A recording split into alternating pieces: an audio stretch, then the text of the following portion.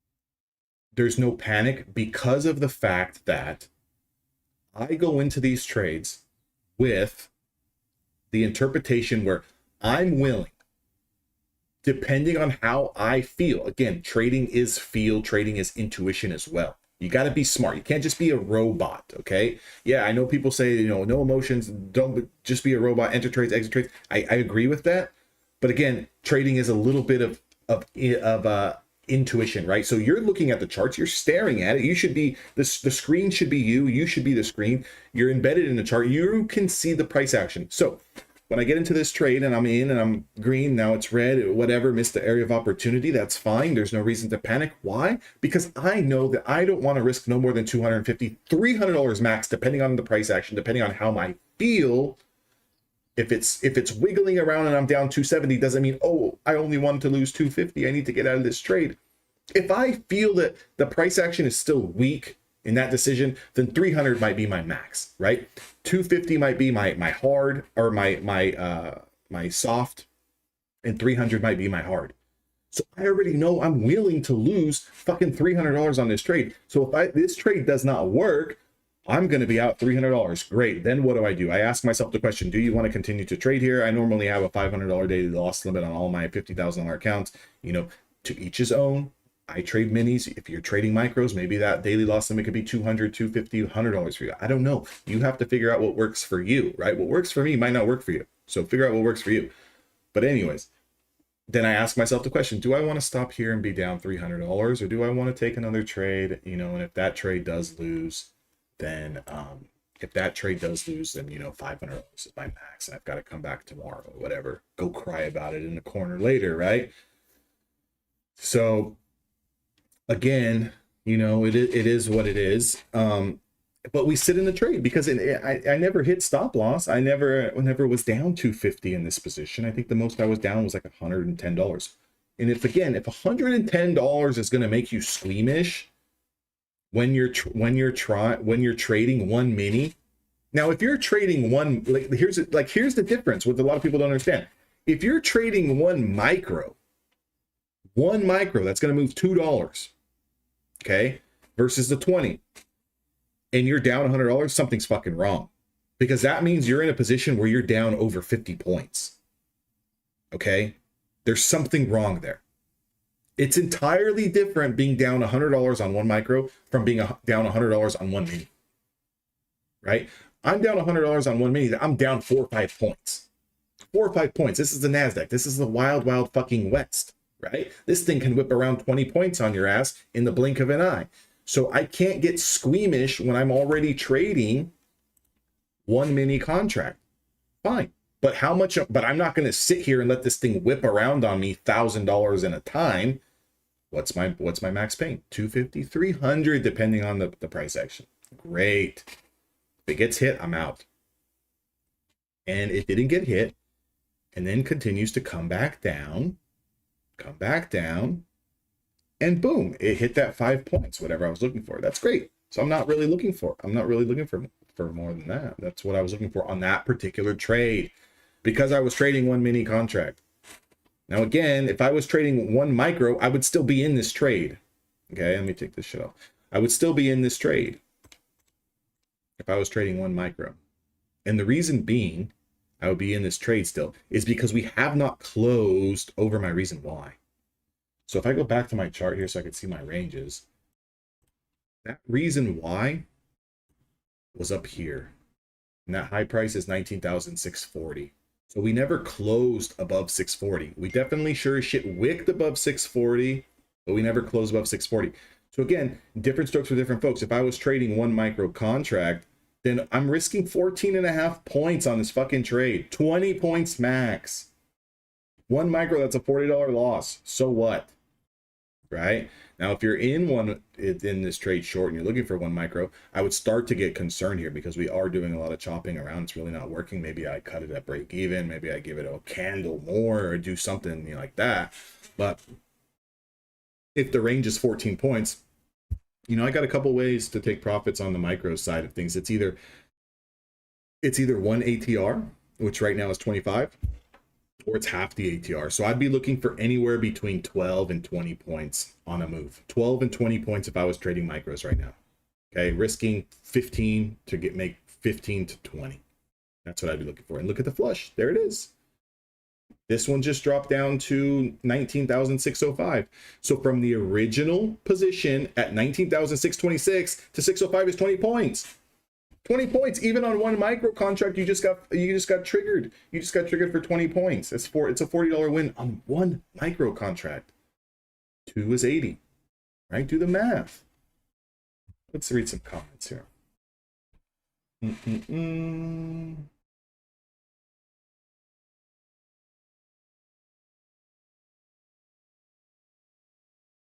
Yeah, Wolf, you can't be afraid to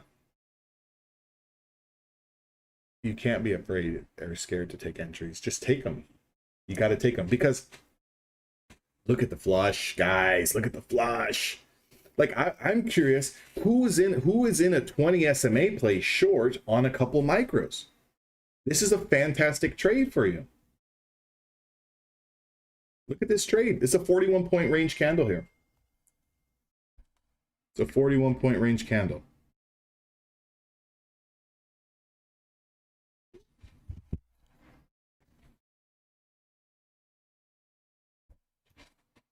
Right? Back down to this swing, this prior swing low. And almost down to this 30-minute opening range.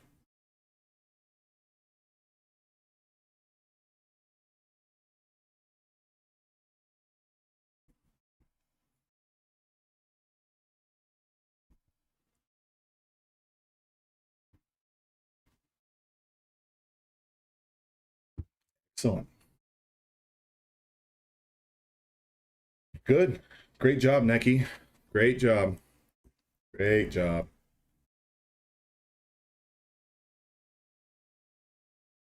Great job.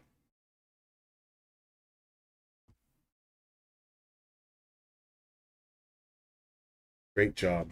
It also, too, guys, for some of you guys who don't trade futures, you know, we had Neki who played the Qs, right? So the Qs and NQ, same thing, same chart, different instrument, right? You can play options, you can play stocks, vice versa, right? If you trade, like if you're coming from the options world, you can get into futures. It's the same thing. It's the same setups. It doesn't matter the instrument. The rules in the system are the same, you know? So again, what we're looking at on the future side, one could be looking at on the option side, right? But the take profits, yeah, that's a 20 SMA. The take profits are all the same. They're all the same. So as far as like hold times and stuff and like what you're looking for on the chart, right? So yeah, you can do SPX 0 days till expiration too. I mean, we used to have dudes who were trading 50, 100 contracts on a Friday, 0 days till expiration on those SPXs. Those are wild times. But you can yeah, going 25 points out of the money on that. I remember those days. But when you do, you know, like, so for example, I can break down this trade if one was trading options. So if you're in on this 20 SMA play, your stop loss is very simple. Your stop loss is any candle that closes on a 5-minute time frame back over your reason why. It's very simple. That means that's also telling you we're over the 20 SMA and it took out your reason why candle. Okay, it's got to close. I don't care about the wick. Wicks mean shit to me, right? Wicks are nothing more than confirmation. If it wicks over there, that's fine. Doesn't matter. It's got to close. Once that candle closes over your reason why candle or below, depending on if you're long or short, then you get out of the trade. If you're treating it as a scalp, remember, this is for scalping. If we're holding it longer term, there's a whole different thought process for that, right? There's a whole different thought process for that. Maybe we get the hourly chart involved. Maybe we start looking for higher levels of supply or demand, whatever. But when we're looking for a pure scalp, okay, what are we thinking here? So what's the range? I can do this for Neki's sake as well. Let me go to this Q chart here, right? So if I look at this Q chart and we look, it's going to be the same chart. The ATR on the Qs right now is 60 cents. Okay, 60 cents. So the way I've always looked at my option trades, I don't care how many contracts I'm trading, whether I'm trading one contract or I'm trading 10 or I'm trading 20, it doesn't matter. It's all the same. If the ATR is 60 cents, okay, and let's say our confirmation, our entry price is around $476.21 on the Qs. Okay, $476.20. Let's just call it that. This candle flushed down to 475.18 from 476.21. That's a $1 flush. A $1 flush. That's it for me as a scalper on options. That's a fucking home run every time, which is also a downside because when I'm playing the bigger stocks like Tesla and Nvidia, these sons of a bitches will go down $1. I'll take my money, be happy, and they still go down 2 or 3, 4 more bucks, right?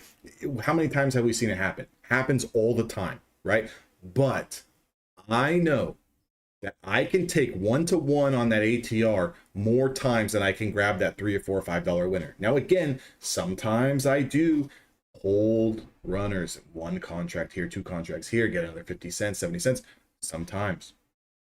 But I'd be a fool to tell anyone that I take a trade where the ATR is, let's say on Tesla, $1.25, and I'm holding Tesla still short $7. I'd be a fool to tell you that because I don't do that, right? I'll take my dollar, take my $1.50, $2 max on a runner, and I'm out. So that's how I play it, right? So even if you take the ATR out of it on the Qs of 60 cents, just looking at the chart, look at this swing low, this prior swing low, boom. Look at where we wick down to, boom. So I have to be thinking, even without knowing what other moving averages are here, where's the VWAP, where's this, where's that, even without knowing that, I know based on experience, and this is what you guys need to get good at too, screen time, you know that if we come down and test this swing bottom again, there's an opportunity for what? It might bounce. So do I want to be a sitting duck and potentially be up 60 cents, up $1 in this position, and then boom, it bounces and I give it all back and I go to break even? No. I'll just take my fucking money and move along and do what? Wait for the next trade. Wait for the next trade.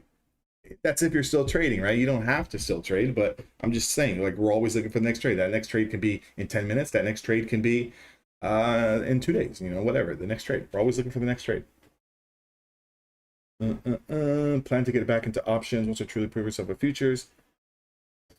Yep. We will pay me back my 6K. Yeah, from 2022. Yep. 2020. Was it 20? Yeah, 2022 February. We had that big start of that bear market, all 2022. I remember that. 2022 really slapped a lot of people upside their heads because everyone was, you know, buying the dip. Everything was going higher. Didn't matter what stock you were buying. Everything, you could just hold it and it would go up. Different environment back then. And then 2022 hit. And some of those stocks that people were buying and trading and investing in, you know, like I was sitting here telling one of the guys in Evolution one time, I was telling during that time, I said, guess what? Some of these names will never come back. Some of these names that people are talking about will never, ever be the same. What were some of those names? Things like Zoom, right? Never came back. They never came back to get that fucker. Things like Fubu TV, things like Peloton, things like PayPal. Even though PayPal is a great company, they never came back to get these things, right? They stayed down there.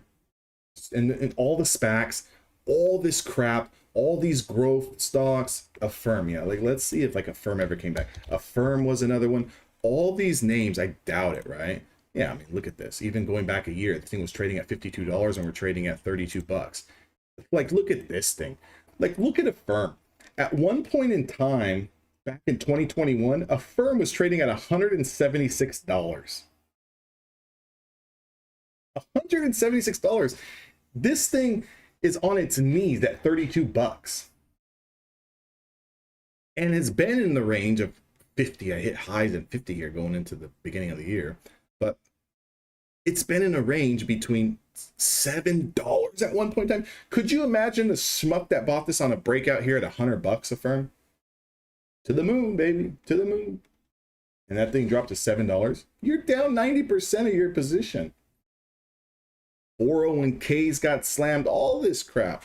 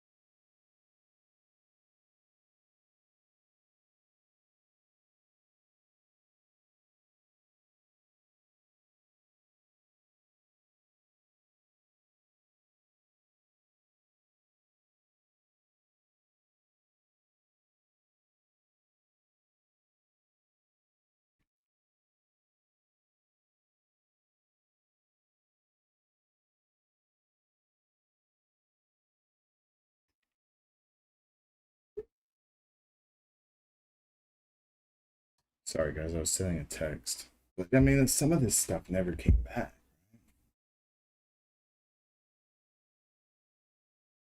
It's insane. What do we got going on in here? Look at Charlie with 3 winners today. Switch to some burner accounts. $265 to his MFF eval. That's, see, Charlie, those days, I don't know if Charlie's still in here. I think he is. Those are days we want to see. You take your 2 or 3 trades, you move on. You take your 2 or 3 trades, you move on, right? We don't take 2 or 3 trades, win, lose, get it, try to get it back, go down more. No, it's 2 or 3 trades, stop. 2 or 3 trades, stop. Until the balances get up to where we have cushion to where, okay, we can take, 4 trades or whatever. We can increase size on the 2 or 3 trades. Doesn't really matter. But that's how they should look. $300 here, $150 here, $60 here. We just do that and we keep rotating and rotating and rotating and rotating and rotating. And you start building a cushion. You build a padding, right? Build a padding. Like, so for example, I missed, I believe I missed, did I miss a 20 play? All right, whoops. Did I miss a 20 play? I think I missed a 20 play. Think I care? I don't care. Why? There's always another one, right? I did miss a 20 play. Look at the long, right? This long paid. How many people took it, right? The high, 19,632, runs into 19,648. 5 points hit, 10 points hit. Very simple. Very simple. Again, if you are a trader who's looking for trends and you're looking for continuation, yeah, I can see you getting, what do we call it on social media? What does everyone say? Chopped up. You're getting chopped up. Sure, you're getting chopped up. If you're looking for crazy price targets, of course you're going to get chopped up. Read the room, right? Read the room. What does that mean by reading the room? I don't know. Is the market really pushing higher or is it pushing lower right now? Absolutely not, right? We're not making new highs. Are we making new highs? No. Are we making new lows? No. So instead of getting caught up in what people call chop, right? Lower your price target. If you have to, adjust your position sizing down. So if you're wrong, you take the hit. It's not that big of a hit. And try to take those quick winners. Again, like I'll say this over and over and over. If you're trading one mini contract, you got to be looking for 5 points. Like you can do 10 when the ranges is permitting it too. When the ranges is permitting it too. If you're playing micros and you're looking for 10 points, great. But if you like, here's the thing, right? Use your freaking noggin, right? We got a head on our shoulders for a reason. Let's say you're in 5 micros or 3 micros, okay? And you're looking for 10 points. And it goes up 7. And it goes back down 4. And it's up 8. It's up 8. It's up 7. It's at 5. It's at 9. It's back down to 4. It's up 7. How about we just take the 7 points, right? Oh, then it hits 10 points. So what? So what, right? I mean, like, again, I would rather be right than be wrong. Because if I'm wrong, I'm human. It's going to trigger a reaction. And what that reaction can be is different for everyone. That reaction can be to size up on the next trade or to get back into the existing trade. It could be to start looking for shit that we don't normally trade. I want to avoid those reactions, right? I want to avoid those reactions. Can Charlie help the chat figure out which platform for MFF offers Hakanashi candles for one of their new DX feed trading platforms? Charlie, do you know anything that or how to get Hakanashi candles with the MFF? Legacy starter account.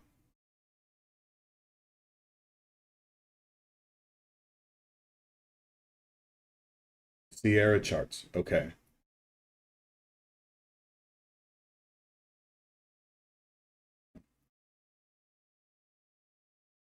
Uh-huh. Quant. Okay. Okay, Quan Tower. If we're going to use DX feed, we got to go with Quan Tower for the Hakanashis. Perfect. Thanks, buddy.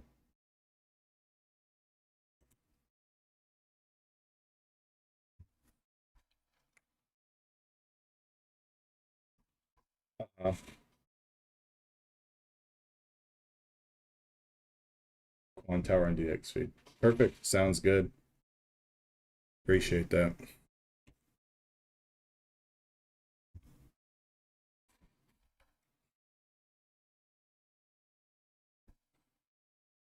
Appreciate that.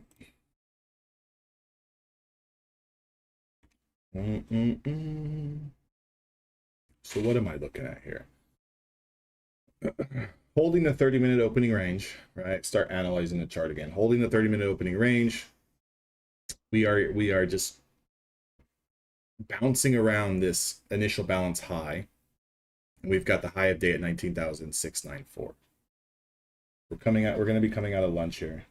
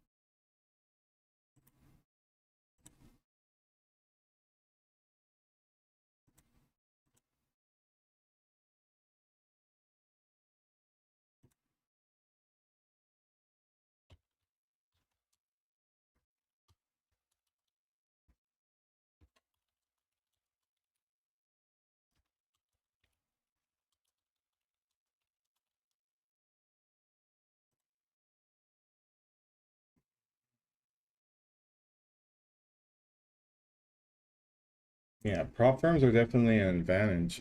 They're definitely, it's a definite tool that you can use to your advantage if you know how to trade, right? Or even if you, like, guys, I've seen this before. I've seen people who don't even really know how to trade. I've seen people who don't even know how to trade, you know, oversized, pass an evaluation, you know, go on a hot streak for a week, get to 2,000 or whatever the payout threshold is, take a payout, never get a payout again. But I've seen it happen. Like, you don't even know how to trade. Like, if you think about the all-in cost on a prop firm, right? I think the most expensive one is Top Step. So if you're like all in round trip for 200 bucks, right? Apex, you're probably all in round trip depending on the sale, depending on this 100 bucks, 150 bucks. My funded futures, what is it, $75 or something like that? So if you think about it, even if you get one payout and it takes you a month to do it, the return on that investment is huge. You're talking about 8x, 6x, right? 10x if you go, you know, take out 2,000. I mean, like, think about it. So return on investment is always what you need to look at, right? Because I'll tell people this, you know, if you think passing a prop firm is hard and getting a payout, go put $2,000 into a personal futures broker and see how well you do. Right? See how well you do. Every time you blow up that account, it's $2,000.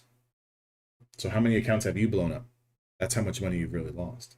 2,000 here, 2,000 there, 2,000 there, 2,000 there. Right? So your return on investment is definitely the potential is there if you just take it slow. Again, evaluations are whatever, right? Like I trade evaluations foolishly. 5 contracts here, couple trades, see if we can pass them. Throw one trade on, see if you're in the right move. You're talking about, depending on the sale and depending on the firm, you're talking about 25 bucks, 30 bucks, right?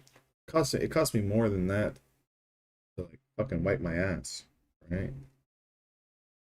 So, you know, I take one options trade, I'm in these premiums for $2,000, $3,000, $4,000 with potential. There's no guarantee that I'm going to win, right?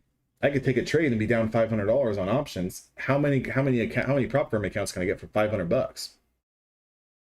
Hence why I have been not rotating from options, because again, those of you guys who have followed me for a while, been with me for a while, you guys know options how I pay my bills. Like that's how I eat. Um, Futures is definitely side income. I mean, I take it like this. If I lose $500 on options, I can go out there and buy 20 accounts. You think I'm not going to pass 20? You think I'm not going to pass a few of these 20 accounts, even if I'm trading super aggressively? It's impossible, right? I guess it would be possible, but I mean, I'm sure someone could buy 20 accounts and lose all 20 accounts on a copy trade or something. But again, I've spoken to people. I don't copy trade anything. I don't copy trade anything. It's just not my style. Who is going to do a 2K with Tastyworks, TD Ameritrade, and futures? I'm starting with a cash account by this year, going to build from 1 micro for $50 in small account. Yeah, you want the lowest fees, right? So not only lowest commissions, you want the lowest margins and all that stuff. I've used AMP futures. I like AMP futures. Stay the hell away from TD Ameritrade if you're gonna trade. If you're gonna trade futures, that's definitely not the way to go. Those margins and everything, they're not. It's not a futures broker. You could trade futures, but you're gonna just get reamed. AMP futures is good. I got an account. I've never used Tastyworks. I use TraderVate, right? I've had Iron Beam before. They've got their own like web-based platform or desktop-based platform. Yeah, but you want to stay away from all your major brokers for quote unquote stocks and options or investing, right? So your Charles Schwab's, your Fidelities, your things like that. You stay away from those if you're trading futures. Now, if you're trading options and stocks, and yeah, you go with them. But I'm just in. So how can we spot the lines there on the chart? What do you mean? What do you mean spot them? What does that mean? The lines on my chart, 30-minute and initial balance low, 30-minute opening range high, initial balance high, and just high of day. I'm just high of day there. I guess I could change this. My 20 SMA is excuse me, is green.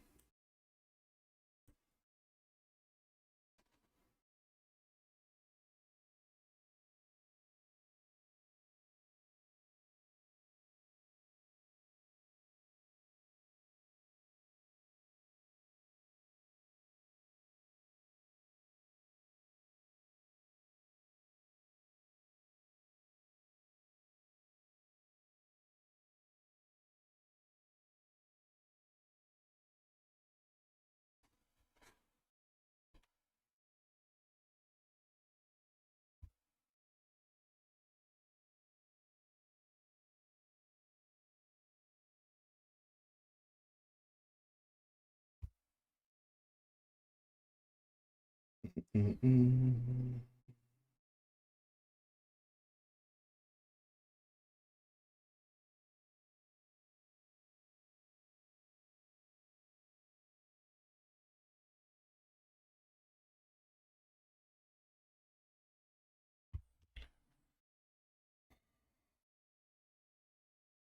Yeah, Melissa, you have to change. I had it on TraderVate, and then I took it off, and then I put it back on. It was all wacky. You have to make sure that it's set to the right time zone. So you want it to start there, like if you scroll down to the bottom on TraderVate, it's called like Sethmo indicator or something like that. Scroll down to the bottom on those settings, and then make sure you have the time for that initial balance to be set at market open in your time zone. Make sure it's the right time zone in your time zone, and it's set for 60 minutes. So it's going to put the initial balance, and it's going to give you the high and the low for that hour of first hour of trade. So for me, it was between 6:30 a.m. and 7:30 a.m. And I took off the extension twos on it because it had like initial balance high, 50% extension, 100% extension. I just took off the 100% extension because realistically, if I'm ever in a trade and we take out the initial balance highs, I'm never looking for 100% extension on that move. You know, if it does, I'm normally out by before 50%, but because that would be my next quote unquote area of supply, and it gives me less charts to look at. But a lot of times I'll look at like on my Thinkorswim platform, I'll just mark it out my damn self. It just takes, you know, a couple minutes to do it.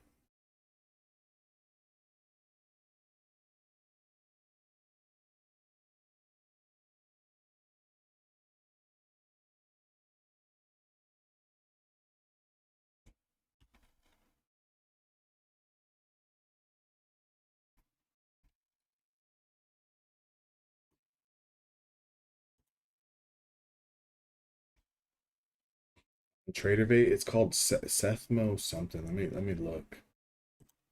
It's called you have to on TraderBait, you got to go to explore community indicators, right? Under indicators, go to explore community indicators, and then did I find it? And then initial balance. I just type in initial balance in search, and then the second one that pops up should be Sethmo initial balance with custom extensions. Install that, right? Install that. Go to drawing tools, and then put it on the chart that way. Whoops, what the hell?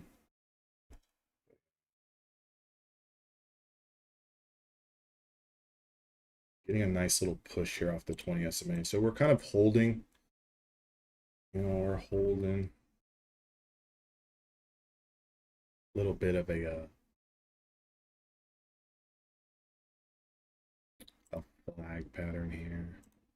If I was to draw, like, you know, if you have a trend line trader, someone was to draw a trend line from the high of day down towards this range, I guess you could say if we start to break 40s, 41s, maybe that's a potential breakout for a long, breakout, back test, hold, right? I don't trade I don't trade initial bounce. I mean, initial bounce. I don't trade trend lines. This is a trend line breakout potential. Right.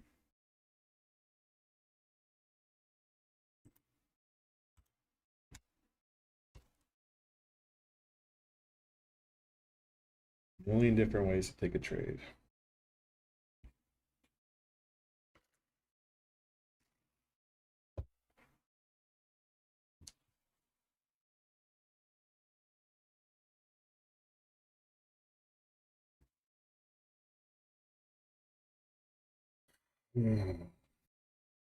Flirting with this initial balance high here.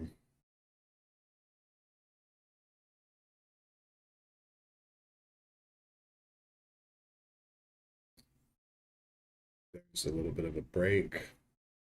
So again, if you were a trend line trader, what are you playing into, right? Like, what's your target?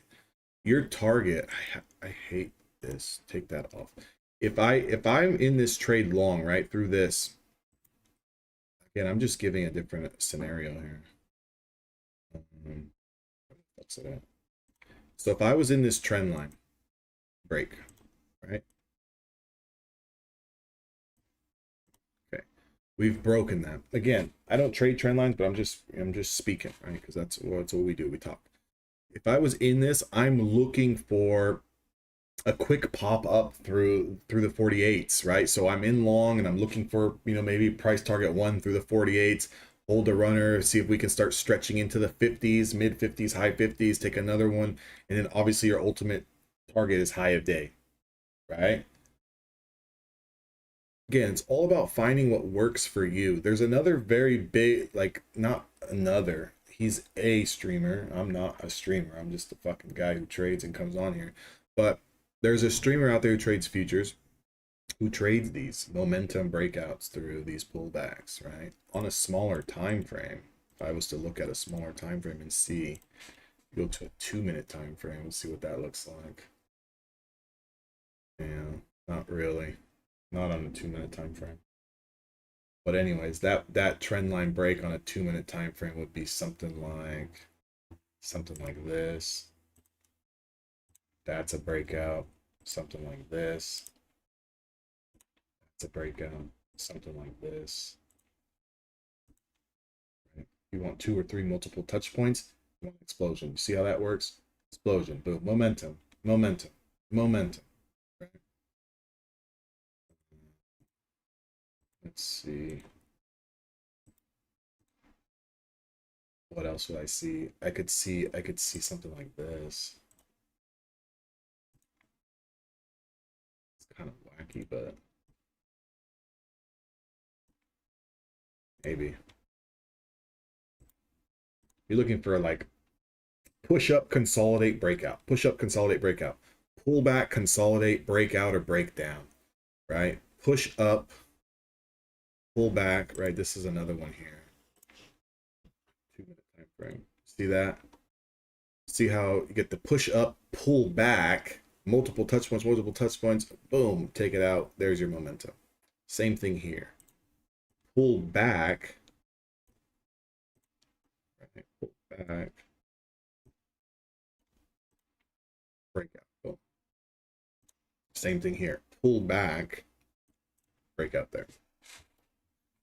So even if you were playing these little trend line breaks, this is just momentum. These trades work. Again, you know, like as Winner Circle said, find an edge that's repeatable and stress-free, right? That's perfect. Like you don't have to do too much. Like again, I use a 20 SMA, I use a 5-point take profit, sometimes 10, depending on my position size, and I repeat the process over and over and over. I look for the 30-minute opening range. I look for the initial balance.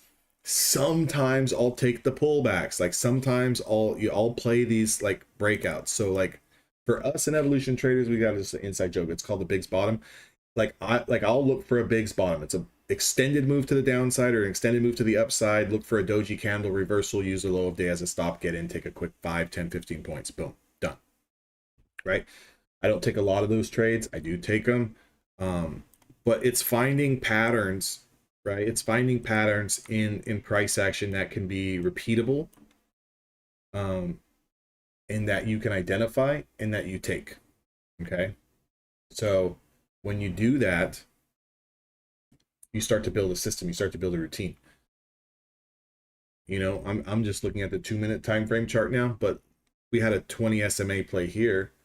High price was 19,633 on a 2-minute. It confirms the next candle, the range was 8 points. So yeah, you were in drawdown, maybe about 5-6 points.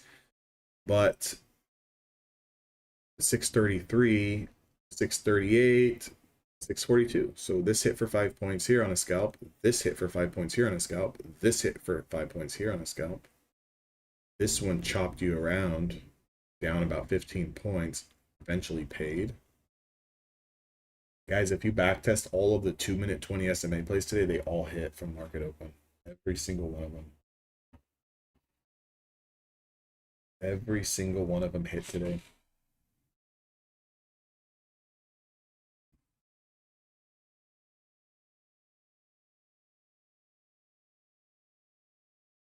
You see my ATR down here at the bottom? I don't know what trading platform you're on, but on Thinkorswim, gives me this squiggly lines with the ATR. Just standard settings. I didn't change anything. 14 Wilders. And then you can see on the right hand side over here, it'll tell me what the ATR is. Right now on a 2-minute time frame, ATR is 12 points. So what I would look for is on any potential setup that I take on a 2-minute time frame, I'm going to cut this ATR in half. I'm going to look for 6-7 points. Anywhere between 5 and 7 points on my take profit. If I was to come to a 5-minute time frame, that ATR is going to be bigger, obviously. Bigger the time frame, bigger the ATR. ATR is sitting at 23 points. I might look for a 10 to 12 point take profit.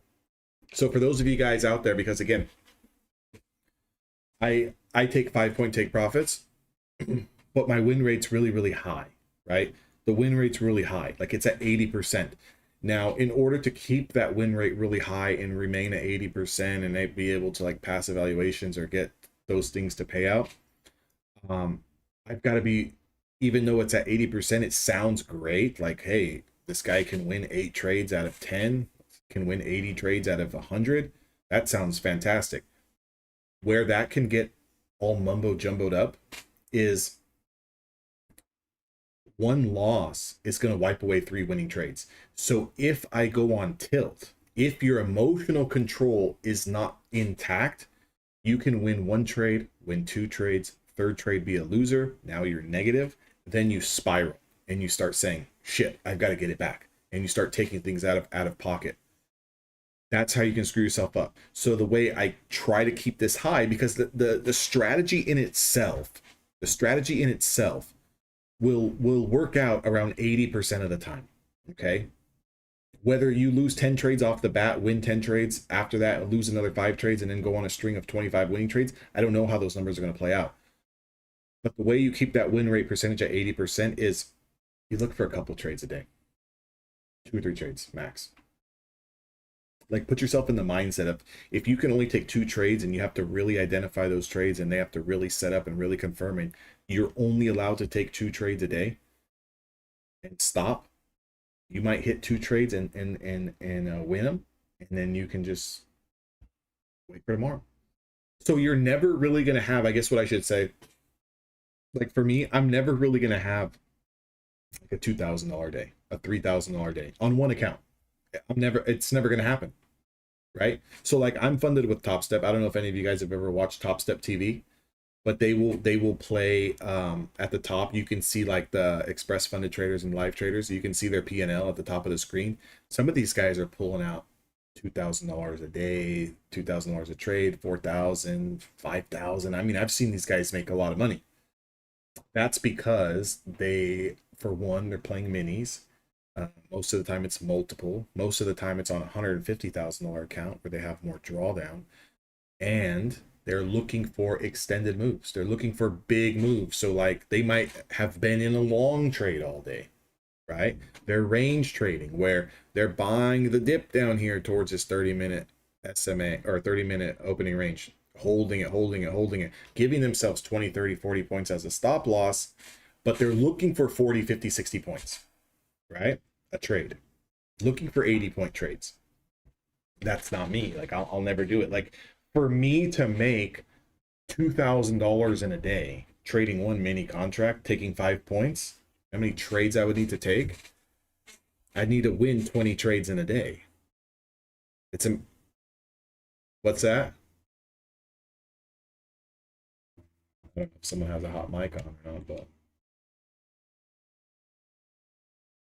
anyways. But yeah, so like for me, it's very hard, right? It's very hard. $300, $400, $500 I can do, sure, because if the market's giving me setups, you know, I've gone on and taken 5, 6, 7, 8 trades in a day, maybe lose one of those trades, 2 of those trades, I'm up a few $100, but that's the way I like it. That to me is realistic. Like, I'm all about being realistic. Okay, if I want to make more money, I'm gonna trade more accounts. I'm not going to try to make more money per trade per account. And that's a mindset thing that I have. You know, that's a mindset thing that you need to possess, right? And it has to fit your personality. It has to fit your personality. We're still in an active 20 SMA play. I think I asked already if anyone took that. It did hit right off the bat. It's still just trickling in there.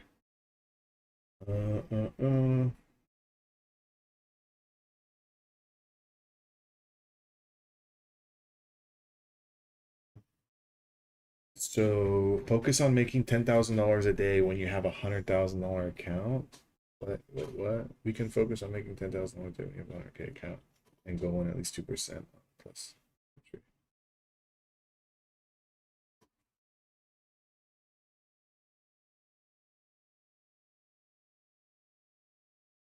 I mean, sure, anything's possible. $100,000 account though, it seems like a lot. I mean, it seems like $10,000 a day on $100,000 account is way too much. $1,000 a day on a $100,000 account might be doable consistently. I don't know about $10,000 a day.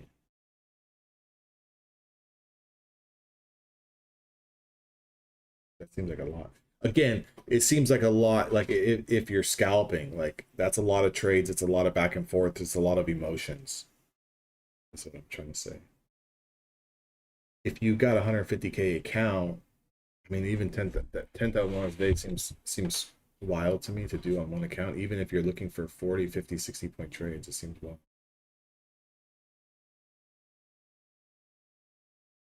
25% today on 3 micros using 3% risk per trade.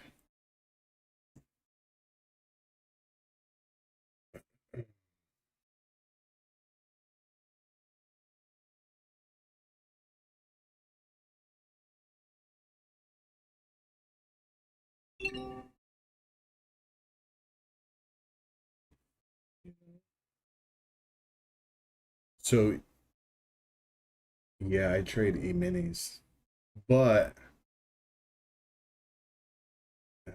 how many trades did you take? I'm just trying to figure out what you got going on. So how many trades did you take today? You're trading micros, you traded 3 micros. How many trades did you take?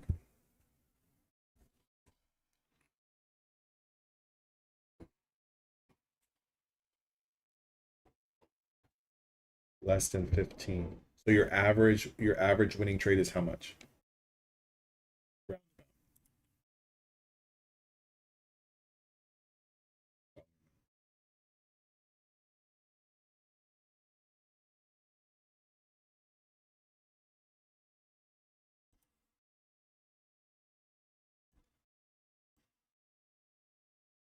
$60 to $120.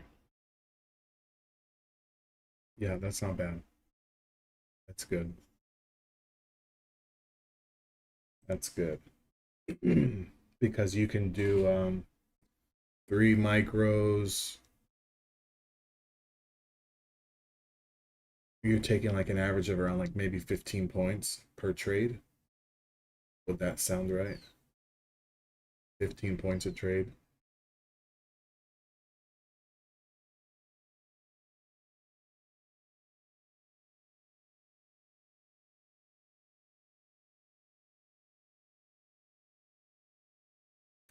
You know what I like is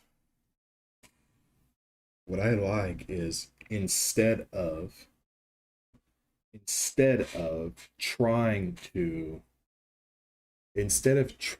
to make one ATR. Okay. So it could be 20 points, it could be 15 points, it could be 30 points. I get it.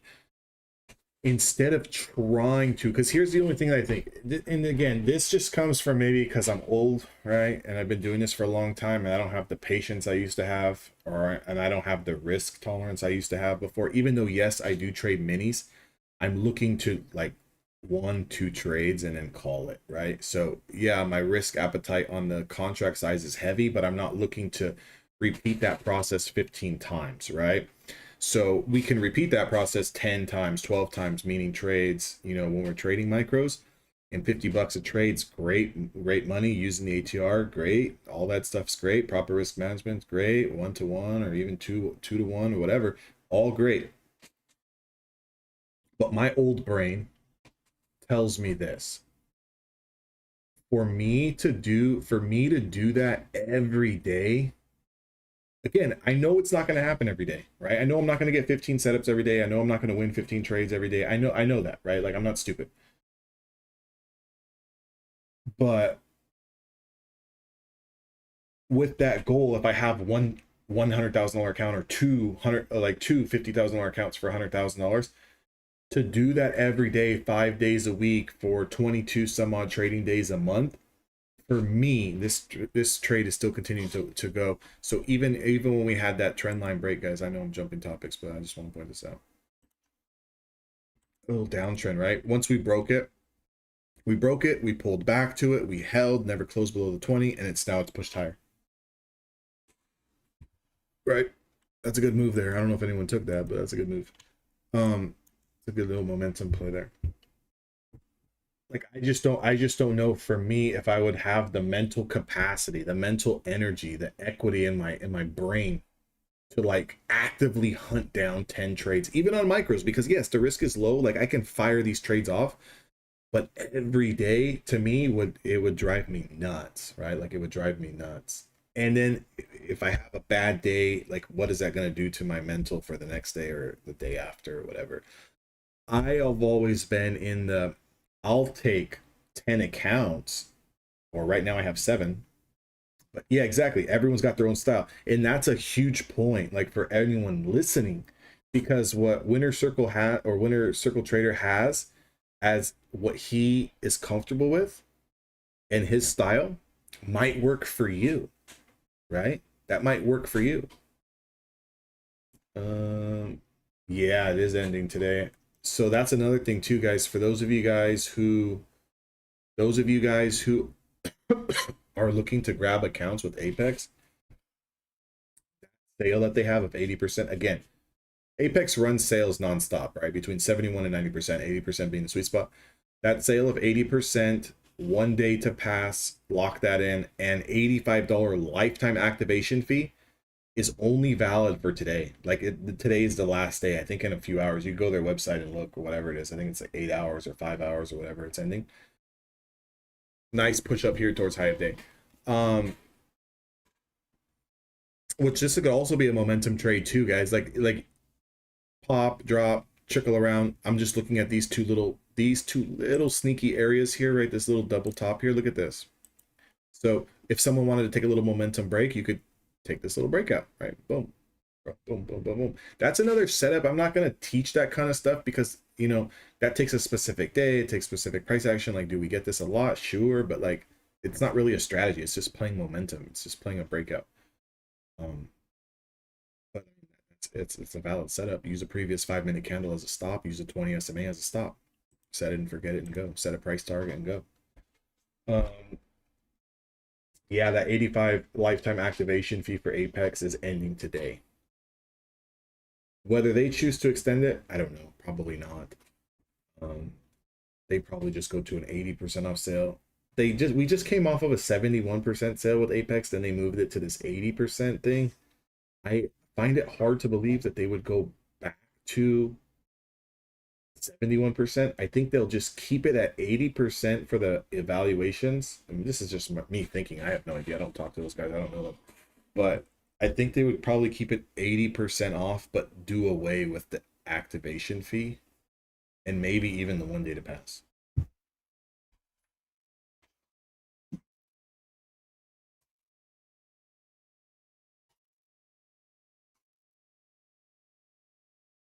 Yeah. And what I'm thinking that Labor Day sale is 90% with no 1 day to pass or no $85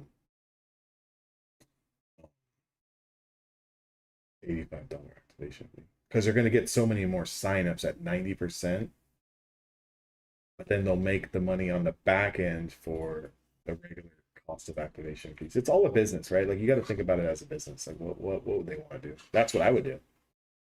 If I was the owner and if I was running something, if I was running the sale, like if I was in charge of their marketing, and I have an 80% off sale with 1 day to pass and the $85 lifetime activation fee, great. So I've hooked in those people who want to lock in that $85 activation fee, great. But I've missed out on maybe people who haven't blown up accounts yet, or just didn't need accounts or whatever. So how can I hook more people, right? Because if my whole business, probably 80% of their business is all driven off of activation fees and blown up evaluations, how can I generate more business? Oh, what's coming up today? Was it late or coming up this weekend, Labor Day? Let's run a Labor Day weekend sale. Let's run a Labor Day weekend sale of 90% off, but strip the $85 activation fee. So that way we make a little bit more on the activations on the back end for everyone who's going to buy double, triple the amount of accounts at 90% off versus the 80%. Take profit trader, no, I haven't. But take profit's good though. Take profit's good. I don't have any experience trading with them, but I've talked to friends who have been doing this a lot longer than me, and take profit's a good one. Take profit's a good one. The other old school one that's out there, that again their rules are a little funky, I think, but they're very respectable. They seem small because they don't do a lot of marketing. It's Earn to Trade. Earn to Trade is also respectable. Earn to trade is real respectable. Take profit trader, Top Step, and then Apex. The new one that's going around, Fast Track Trader, don't know nothing about it, but we'll see how they do. And then My Funded Futures is making a push. My Funded Futures is making a push because they're trying to compete with Top Step and Apex, so they're kind of doing things in the middle. They're doing things in the middle, and they've got really good marketing. Right? Like their CEO on Twitter he's a madman, right? This guy attacks everyone and creates a lot of buzz. And I guess it's okay. I don't know how to use them, but their activation fee and stuff, I don't think they have one. It's like $75 total.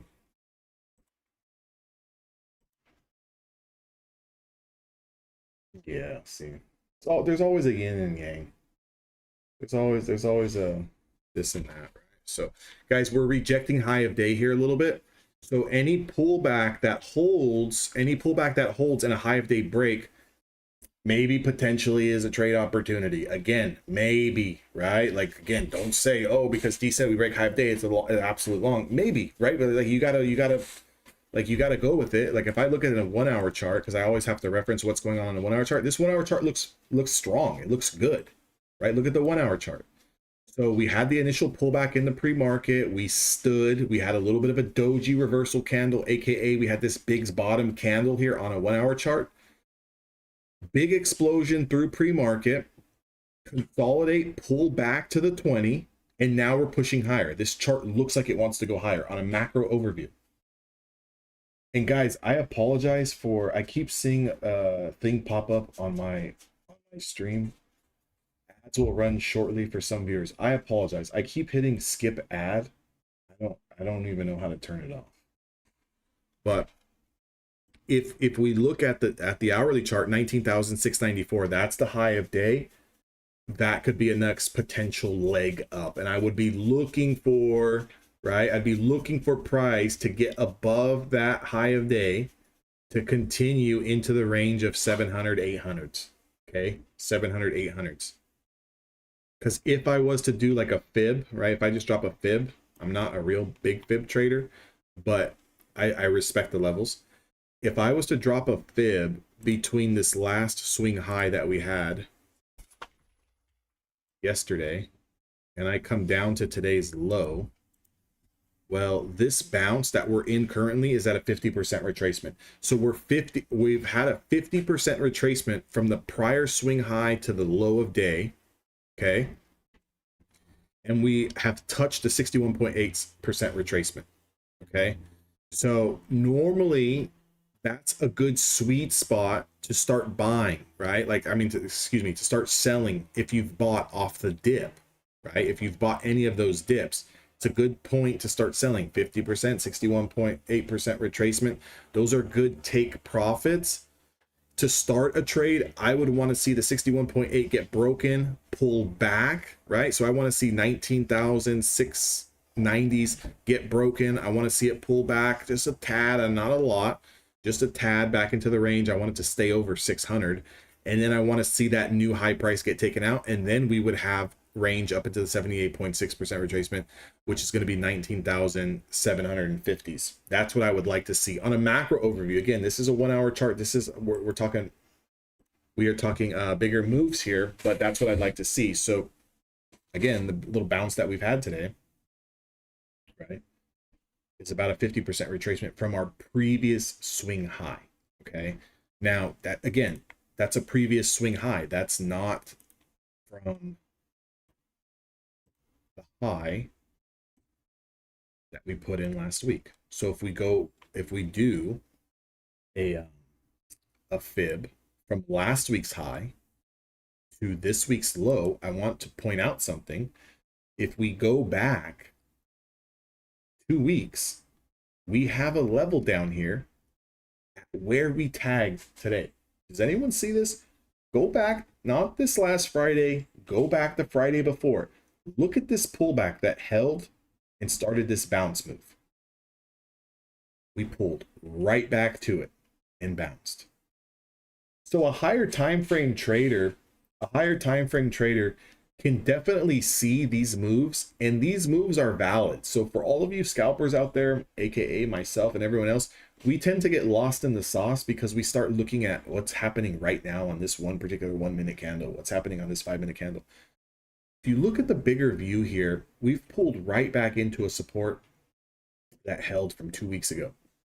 But anyways, that fib, if I drop it from last week's high to this week's low, which was set today, we are at about a 38.2% retracement. So our 50% retracement would take us into 19,730s. That's where I would expect this next move to go.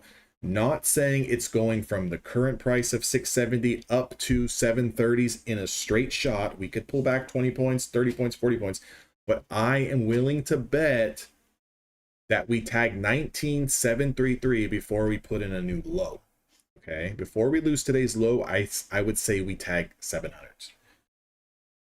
How does that translate into futures? It's a little hard, right? Because for one, we can't really hold overnight unless you're trading a personal account and you've got the margin available. But we can kind of continue to play our bias to the long side as long as we don't lose today's low. Okay. But if you're trading stocks or options, you might want to start looking at some of those charts. We still got a little bit of room to go, right? We've still got some room to go. And we got that. You know what we got this week, guys? You know what we got this week is we got big boy. We got big boy Nvidia reporting earnings on Wednesday. And yesterday I was looking at the options flow. They were coming in for 135 calls, like crazy. We're trading at 128 today, so we're up a little bit today. They were coming for 135 calls. 135 calls. 135 calls would have us taking us out of this consolidation. So Nvidia on a daily chart has been, or on a 1 hour chart, has been consolidating since last Friday in this range. Whoops. Nvidia has been consolidating sideways. This is a 1, 2, 3, 4, 5, 6, 7-day distribution. 7-day distribution on Nvidia. The longer one stock or chart is in distribution, the bigger the move, whether that be to the long side or to the downside. So if this does break out over 131, especially if they run it into earnings and then earnings are good, it might be an area of opportunity. It might be an area of opportunity, right? If I was to look at the daily chart, look at the daily chart. Damn it. I'm going to focus in our room here. Guys, Nvidia looks, again, I don't really like playing through earnings, but this chart looks fucking amazing. From the downwards turn, look at, I had old lines here, breakouts. Let me take this crap off. Here, look at that breakout. Anyways. So anyways, if we look at Nvidia's daily chart, look at this consolidation. Look at how tight this range is getting for a leg up. And why do you think 135s are being targeted? Anyone on the stream or in Discord, why do you think 135s are being targeted? Yeah, it looks like, sure as hell does look like it. Why do you think Nvidia is being targeted at 135? It's so simple, right? Like once I just make the quick point, it's so simple, it's retarded. It could definitely bust to the downside as well, but let's just talk about the long-sided bias. Based on what I seen come in yesterday on the options flow, it was like 3.5 million coming for 135 calls, 135 strikes. Why do we think that? What would give an institution, a firm, what would give them some technical reason to target 135? Anyone at all? Just based on technical analysis.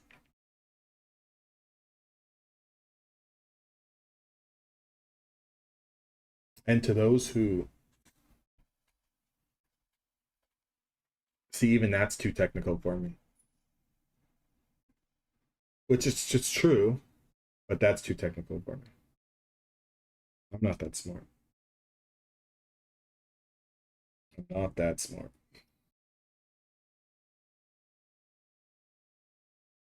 I'm a real like dumb trader. You know, I'm a real dumb trader. I don't know too much about nothing much other than candlesticks and supply and demand. That's it. We are in bullish territory. This is definitely bullish because so here's my thought process, right? Because I've been trading options and stocks for 10 years.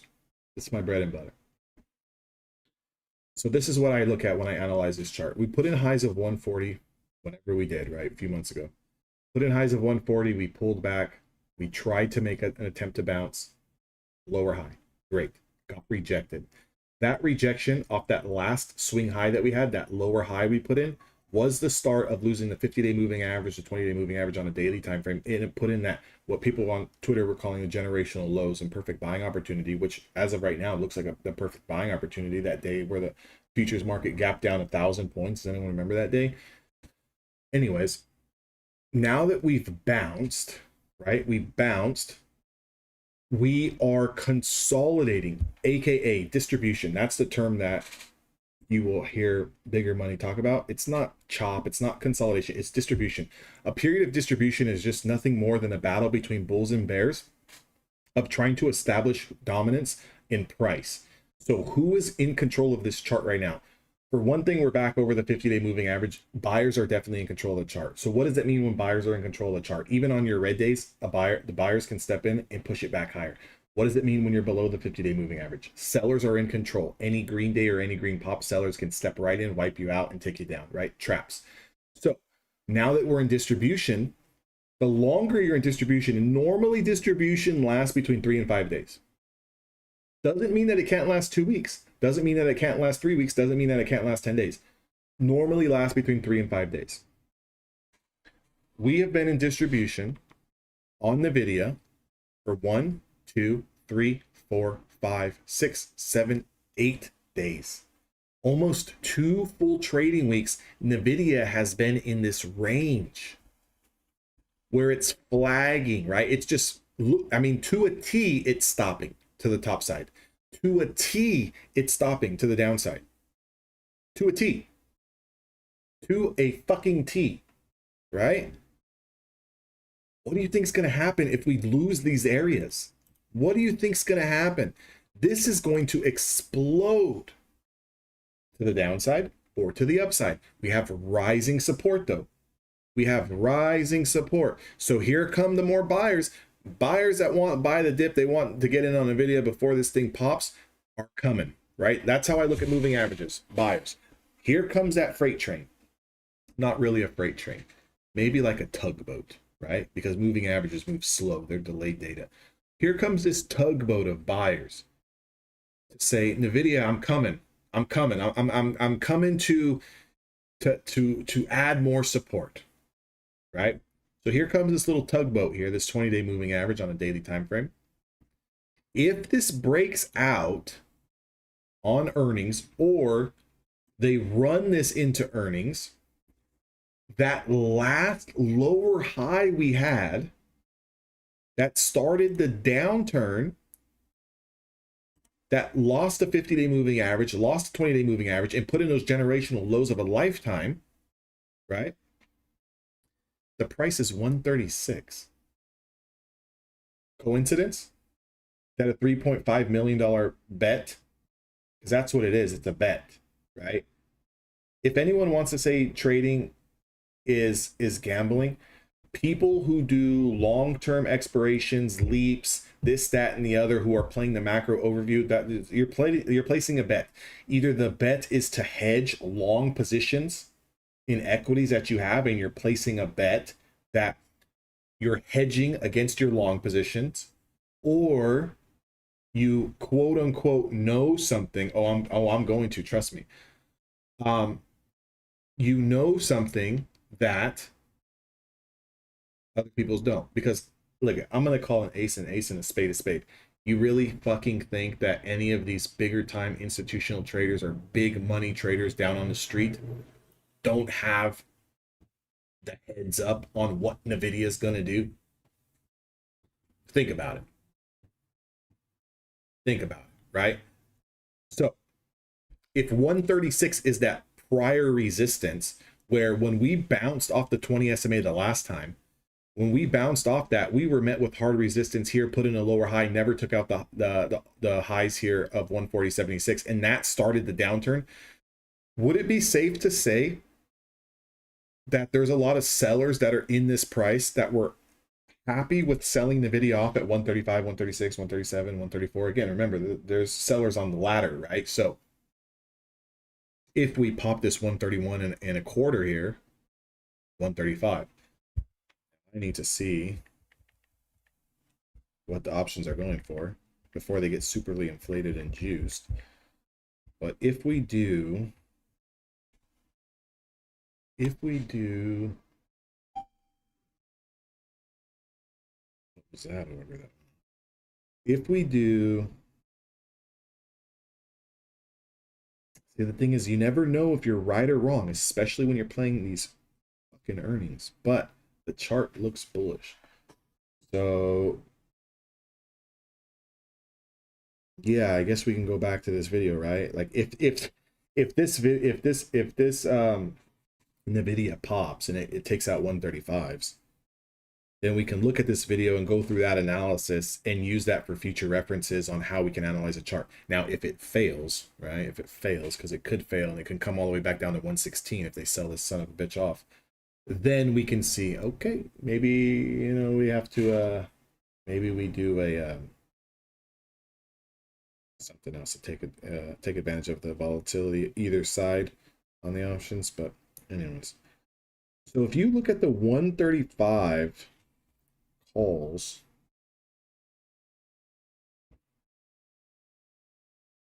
trading for around $400. Well, being that, so here's the thing. That's what I'm looking at right now. Being that earnings are on Wednesday, and this pop between 134 to 135 is only a $4 move. It can definitely go all the way up to 140, and it can definitely go down to 120. What I'm thinking here is that if I do weeklies, look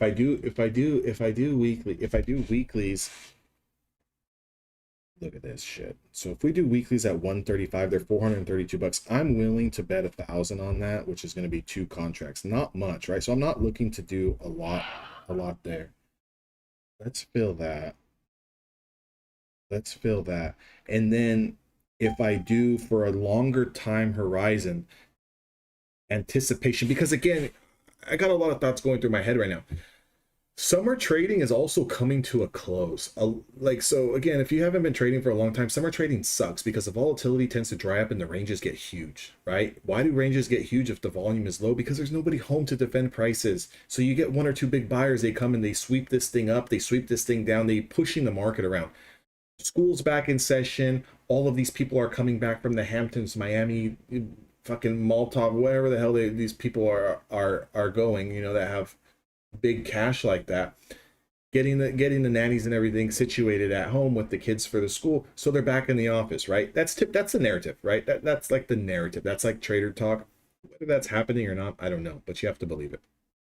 So now that they come back into the fall, we could get that push up again. We had our downturn, right? We had our downturn that kind of started in early summer, and then we've had our push up. So we're right in the middle of the road here.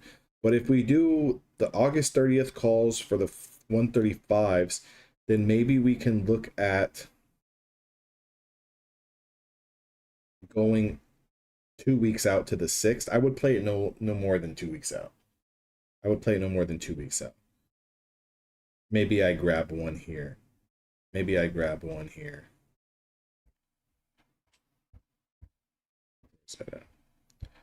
So we grab a couple for this Friday's expiration, and we grab one for, there it goes.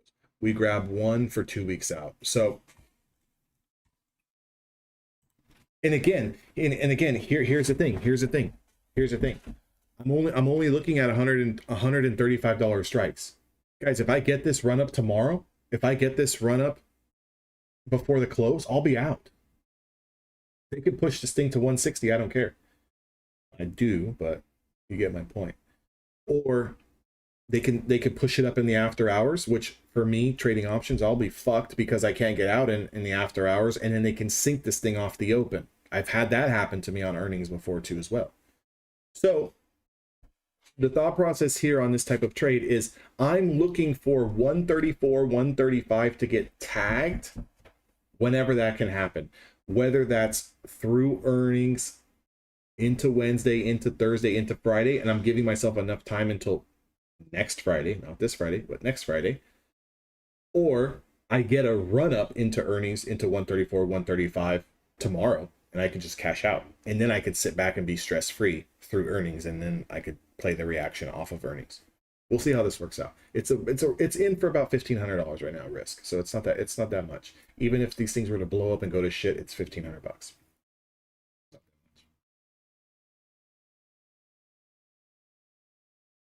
We'll see how this goes. I'll keep everyone posted on it.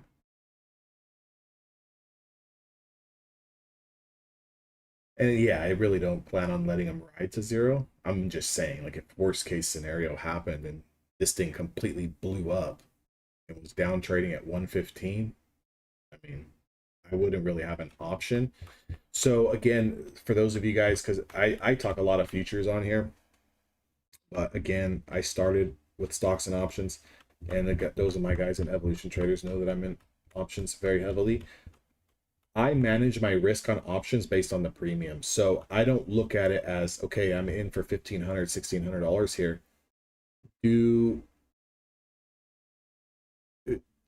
I'll get to that in a second.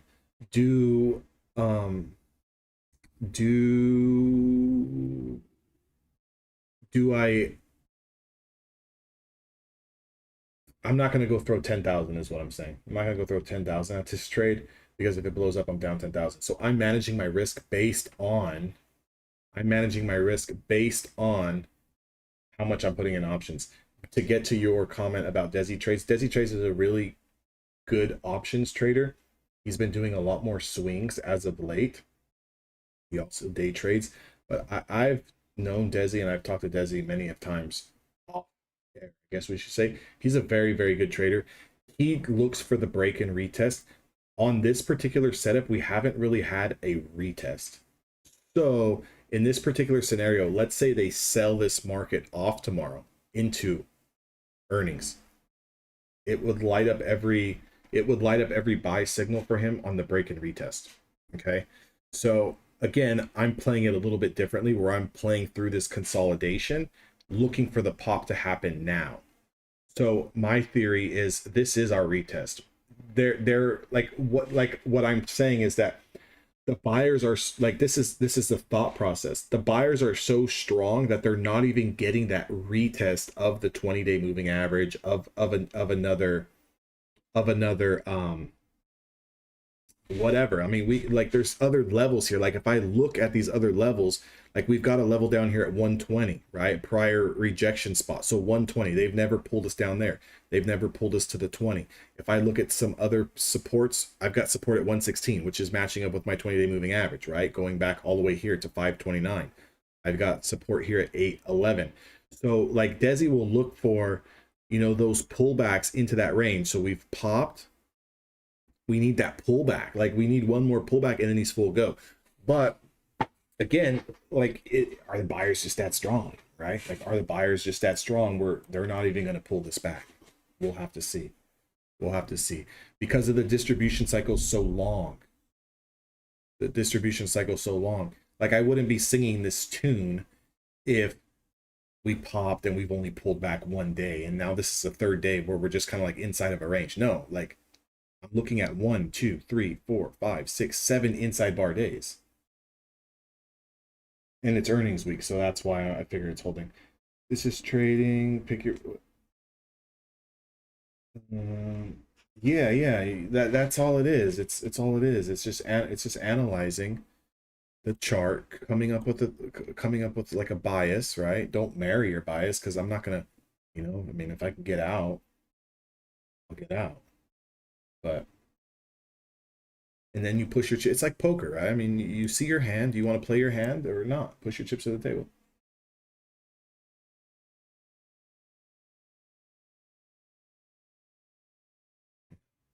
Again, I'm normally not a swing trader, and I normally don't play earnings. I will tell you this though. I will tell you this. In 2023, Nvidia earnings was my biggest trade ever. I do not play earnings. I have lost a lot of money on earnings over years of trading, and I stopped trading them for a while.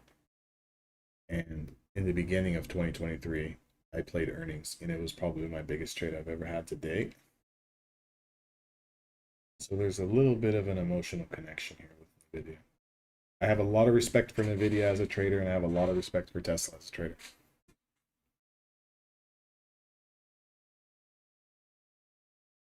Yeah.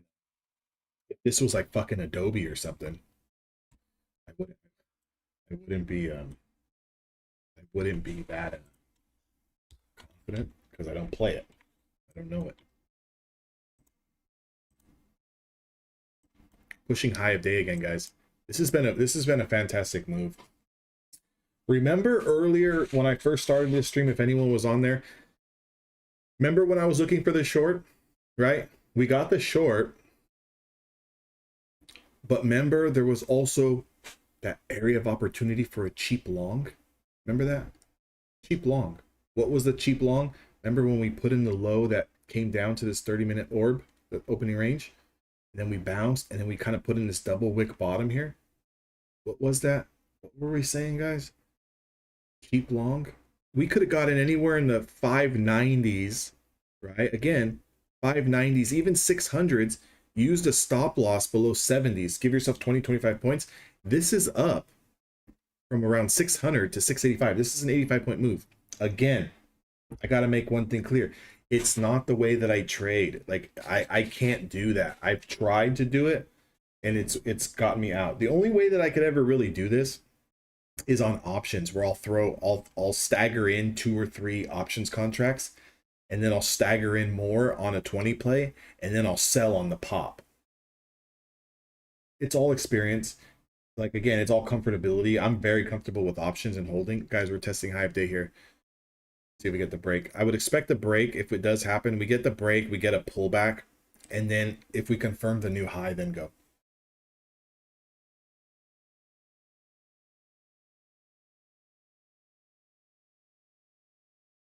What'd they say? I gotta go back and find it.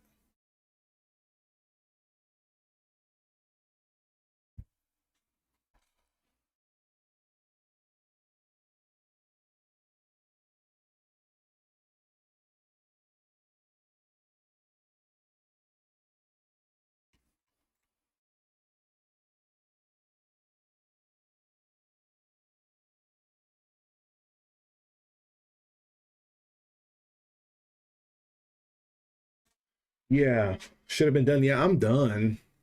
I think, right? I don't normally trade past this. My window is 6:30 a.m. to around 9:30.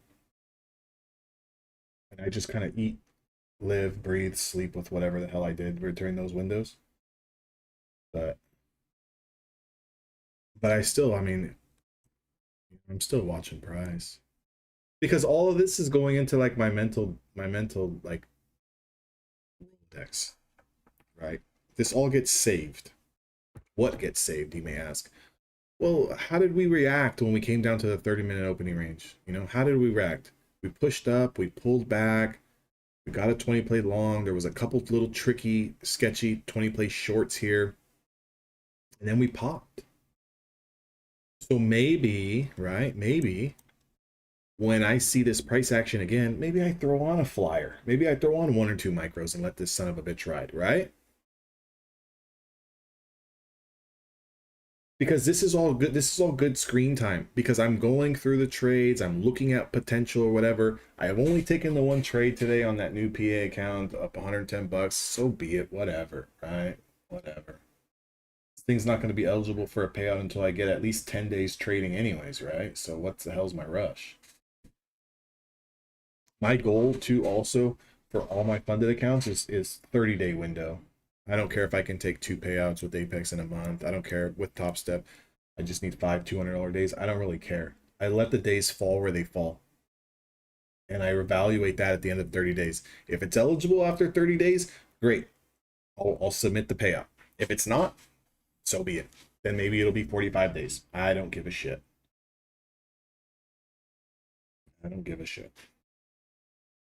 Because when you have multiple, like if you had one account, I could see how you feel the pressure, because you're like, oh man, do I really want to wait a month and a half to get paid 2,000 measly dollars? Probably not. But if you got staggered accounts, like I have 6 with Apex and I have 2 with Top Step, they're all staggered. The balances are all different. So at any given point on a 2-week rolling period, on a 30-day rolling period, 2, 3, 4 of these accounts are ready for payout. That's 2,000 here, 2,000 here, 2,000 here, 2,000 here. Again, I would never, I don't claim to make, 20, 30, $40,000 a month trading futures. Options could be different. I could have a really good month over there. But like futures, I'll take out 5, 6, 7 grand. I'll take out 4 grand. I don't care. It's all extra money. Even if someone had 2 accounts and they took all month to take out $2,000 on 2 accounts, that's 4 grand. You're still looking at $48,000 a year extra to your bottom line. Some people, depending on where you live, that's an average salary for a year, right? 50,000. So most of you people work. If you don't work, you got some type of income coming in, right? So stack that 40,000 onto whatever you get. Even if someone works a minimum wage job in middle America somewhere. I'm in California, so I really, our minimum wage here for some people is like $20. Right? Living expenses is high as shit. That's all I do. I just trade. I mean, I trade, again, I shouldn't say that because I trade options. That's my bread and butter. I've been doing it for 10 years. Options. That's where a lot of my energy is focused. I make a lot of content for futures because that's the wave right now, right? I also trade futures. So that's my secondary job. I also do YouTube videos. Again, I'm I don't consider myself like a YouTuber. I'm not like got like not that many followers and shit. But I originally started the YouTube to document my trades. So I would go on there, do my chart work, and then the next day, which I would recommend to all of you guys, you don't even have to show your face, right? Like you could just use it for your own personal. You don't even have to put them public. You can put them private. I had so many videos private, and then finally I was like, you know what? Let me just unprivate these and just put them public and see if anyone sees the charts the way I do, right? But I would go on and I would go through my stock charts and I would look at levels and I would talk and I would do this kind of shit. And then before the market would it would be a 5-minute video or something. And then before the market opens in pre-market, I would go through and watch my technical analysis and my back testing and my levels for that prior night for the day that was going to be traded. And then I would, okay, if this happens, I'll do this. If this happens, do that. That's how I originally started. And then I started, kind of teaching how I trade when people were asking, and then what works for me works for me. That's how it evolved. I would recommend anyone. So yeah, no, I trade futures, I trade options, I do YouTube. Again, I don't make that much money off of YouTube. They don't really pay nothing. If people think that you can make a bunch of money on YouTube, maybe if you have millions and millions of views, but if you're like a small channel, you don't really make anything. I mean, I think Apex, if someone signs up with me, they pay me a couple bucks, right? Like, for those of you guys who are affiliates, you guys know. And if you're not an affiliate and you ever wonder, like, how much do people make when someone signs up with their link? I mean, I think Apex pays like $2.50 on 80%, $2 or $3 or some shit like that. It's nothing. It's like a cup of coffee. That I do have a community. I don't really promote it that much. It's there if someone wants to trade with me. I'll teach you what I know, and you can get around a lot of good guys. So you can get around a lot of good people. The thing with the thing I think with trading communities, I think they're very good, right? If you can find one that fits for you. because trading by yourself can get very not only lonely, but you can get very distracted. You can get very emotional. If you trade with a team, and especially a team who is doing things like you, trading things like you, it's like you have that circle. Now, I was fortunate enough to come into trading from a business that I sold that had nothing to do with trading. So I did have, again, I would lie and say if I didn't have a nice account balance to start, I did lose a lot in the beginning, but I did come in here with some knowledge and some sort of bankroll. But like, yeah, trading with a bunch of other people is really good because not only does it motivate you, it keeps your ass in line, keeps you in check. You can hold yourself accountable, right? You can see what other people are doing that is actually working versus just, oh, this person tells me, I need to do this. This person tells me I need to do that. No, it's what's actively working for traders who are actively trading. There's a big difference, right? We're all, I would say, on the floor. All of us, all of you watching on YouTube, all of you guys in the Discord, we are all in the floor. We're in the lion's den, I guess you should so to say, right? So we see what's working on a day in, day out basis. Like for a long time, my take profits used to be my ATR. I used to look for 20 points, 15 points, 18 points. When the market range changed and things got a little bit bigger and I was trading mini contracts, I couldn't withstand a loss of 20 points, 25, 30 points on minis. So I had to do something where I had to adjust my price target. So I hit at a higher win rate percentage so I can still trade those minis because, again, remember I said I don't like taking 10, 20, 50 trades a day. Like I can't do that anymore. Like that's not me anymore. I'm in California. Yeah, nice. Carlsbad, sweet. I'm in Santa Barbara. Sweet.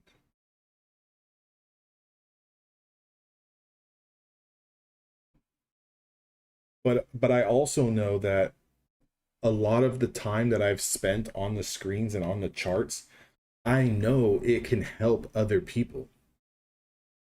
And like I'll give you like a tip, right? Like this is like not a tip, but I'll give you like a keynote. Trading is a business where the only competition that we have is ourselves. It's not the other trader. So from the business that I came from, the industry that I came from, I don't know why this keeps putting ads. The business that I came from, right, prior to trading, it's all competition. It's all about market share. It's all about undercutting your competitors. It's all about the marketing. It's all about getting your product in front of the eyes of the audience because you want to take market share. But in trading, we can trade with 100 people, which my room is very small. It's very tight. Right now, there's only 60 people online. Very tight, and I like it that way. I don't want 1,000 people in there spewing off a bunch of nonsense. Right? I want people who are there to actually trade, there to actually learn. And I just feel like if you have a group to trade with, you do a lot better. Because I want you to succeed just as much as you should want me to succeed. And when I find things troublesome in my trading, as far as take profits, as far as the way the market is moving, as far as my time window that I'm trading, if I can share that knowledge with someone else that can actually help them benefit their trading, what do I lose? I lose nothing. You don't take money out of my pocket because my trading is my trading. Just like I can never take money out of your pocket with my trading. So we all win, right? So again, it doesn't have to be me. It doesn't have to be the next guy or the next guy. I would recommend everyone. You could be someone home where you live. Like it could be a buddy of yours. It could be a sibling. It could be a coworker. I don't care who it is. But I think that you should all have a trade support system as far as strategies, as far as back testing together. I mean, we have guys in our room that have been back testing algos and scripts and softwares and going through thousands of trades on what take profit. I mean, that kind of shit helps. What's working for you? Okay, this is not working for you. This is working for me. Okay, maybe I can adjust some things. That helps, right? That's beneficial. But if you're just by yourself, you're kind of wondering what the hell's going on. And then you go on social media, onto some YouTube video, and it seems like every fucking trader who trades futures is pulling down $10,000 out of the market every day. It's like, why am I not doing that, right? Like, so things can get very blurry. Let's read some of these comments. Yep, I agree with that. Winner circle.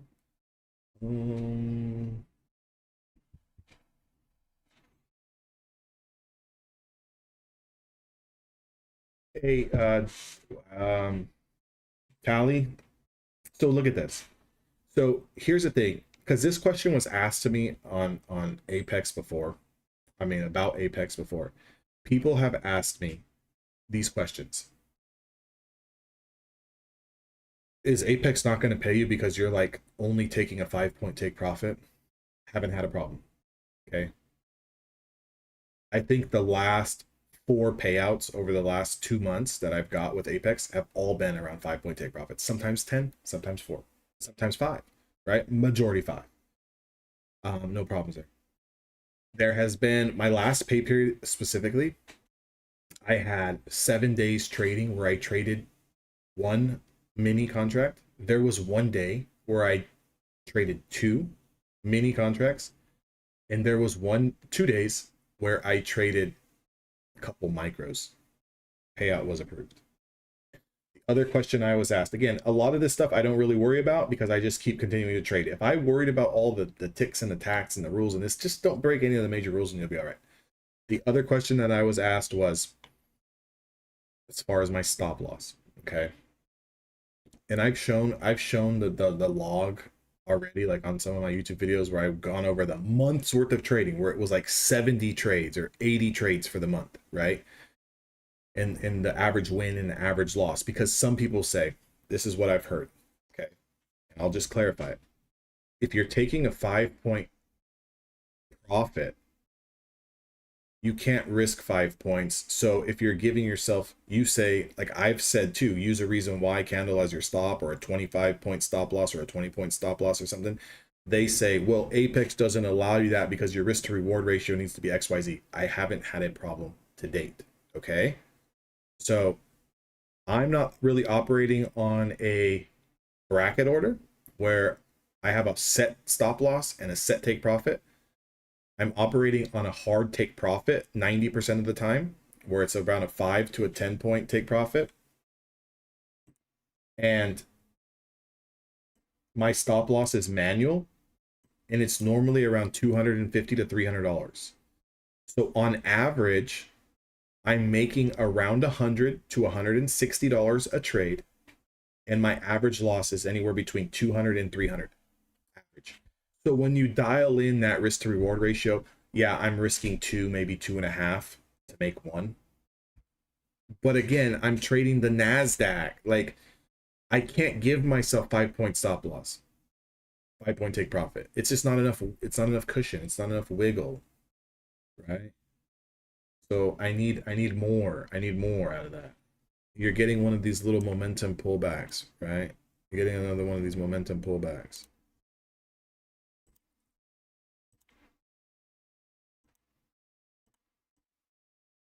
That.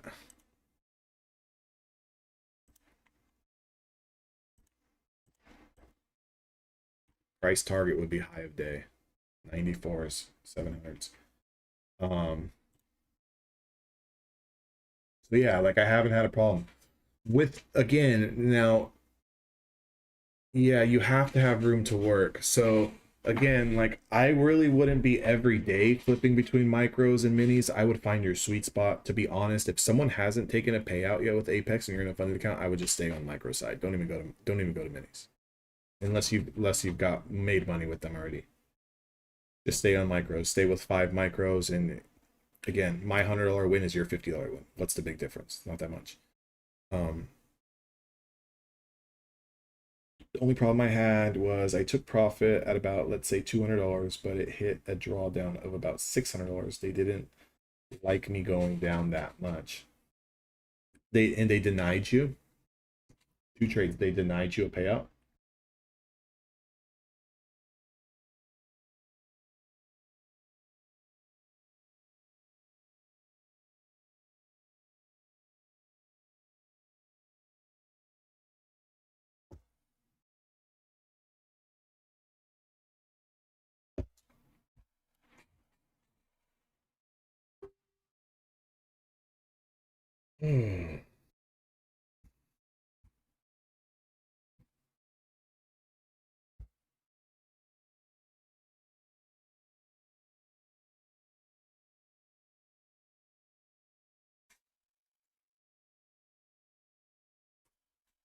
Without really knowing too much information behind that, the only thing that I could say, and this is my opinion, I have no idea. I've never talked to Apex personally. Like, I don't know. I've kind of glanced over the rules. They made you trade another 10 days, but the account balance was kept in profits. It only happened one time in July. Very odd. But here's what I'll say to trades. Wasn't it around June or July where they really like came out with like enforcing these new rules? I think there was for a period of time where they did try to crack down. Here's the only thing I can imagine, right? I can imagine. I know during that time there was some traders, some of them were streamers, they were taking some massive payouts. My honest opinion, I just think they needed to slow down the frequency of delivery of payouts to catch up. And I think it's back in order now.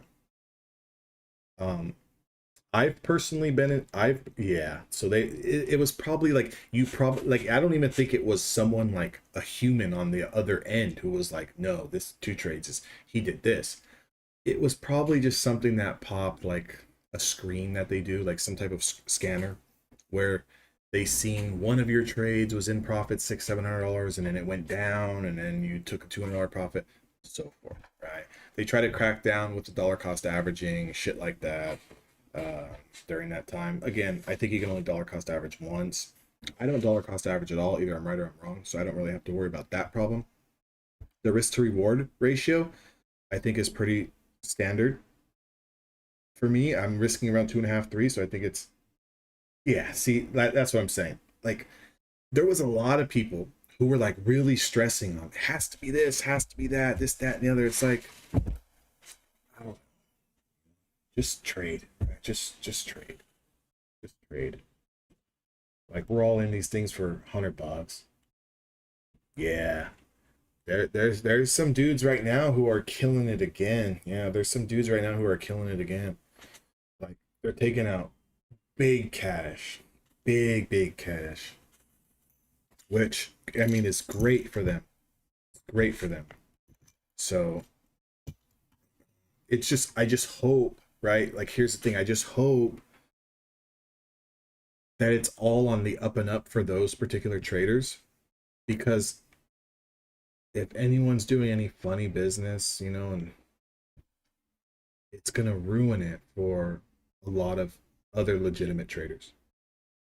So, but I mean, yeah, I mean, people are, they're really crushing it right now.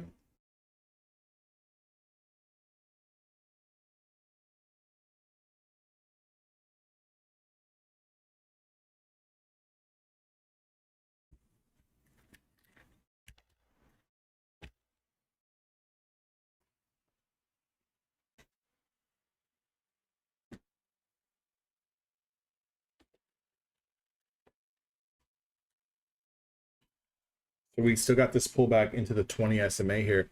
If we do get a little bit of a pop through this trend line, I would look for profits maybe towards 19,694. Again, if this does continue to pull back, we're getting later in the day here. I don't really like volume later in the day, but chart's a chart, right? So we can kind of look for that and see if that works.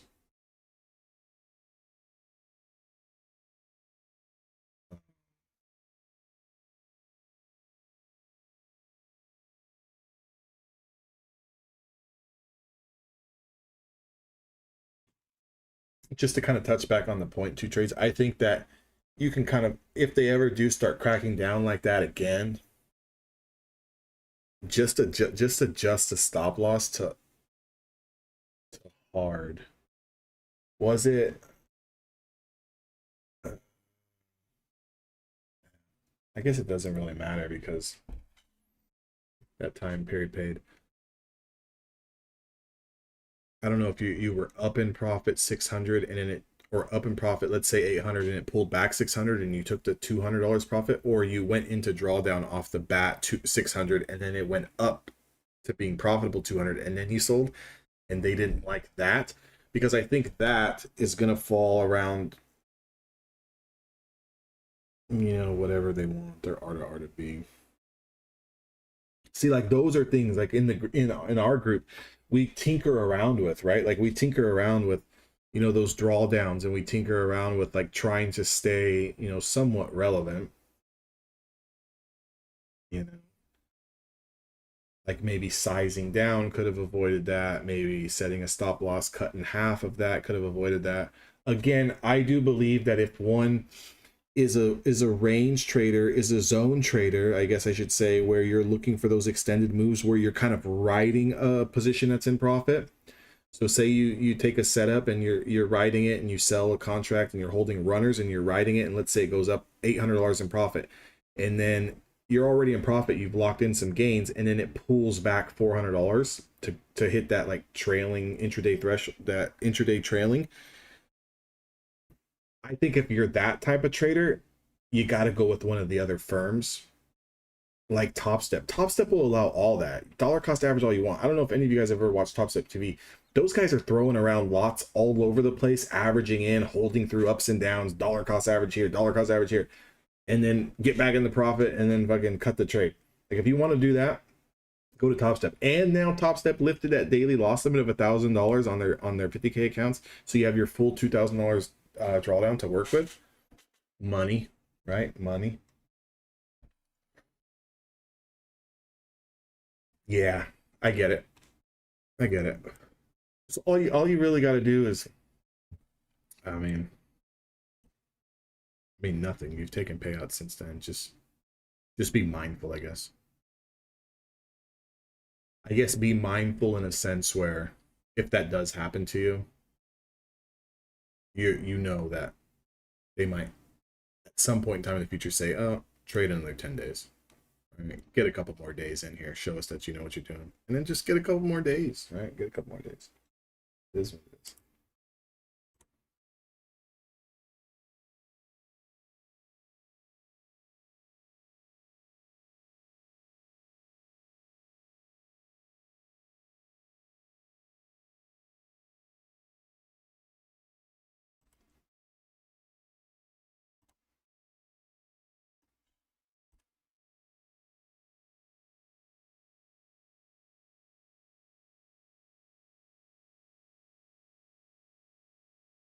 Yeah, 100% should have backups. Multiple firms. I'm not saying get a bunch of firms, but at least another. Multiple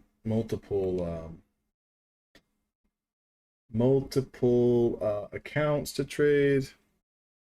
20 SMA plays setting up here on the short side.